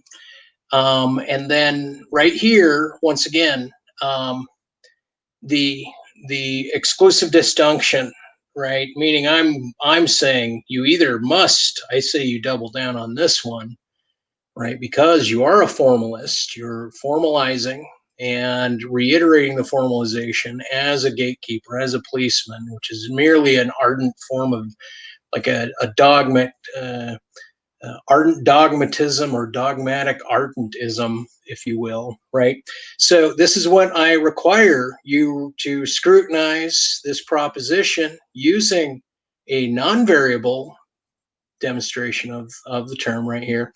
BP is an invariant, right? Or BP is invariant, you can do that. Or BP, uppercase B, lowercase p, is an invariant formalization, right? Now, you can either say BP, this is true, it's invariant, meaning the BP is exactly the way you say it is. In which case, once again, then I ask you to respond to these edge cases without merely summarizing their rhetoric, because I think I've demonstrated how, at least in a couple of the cases, like the It's Raining Outside example, it is not that. Okay, and so, and then, once again, if you negate it, then you're saying that they are variable and you're granting it over for me, and you're hence underscoring, not necessarily undermining, but it is kind of an undermining, underscoring agreement that what you're fixated on concerning BP and the formalization itself, is variable.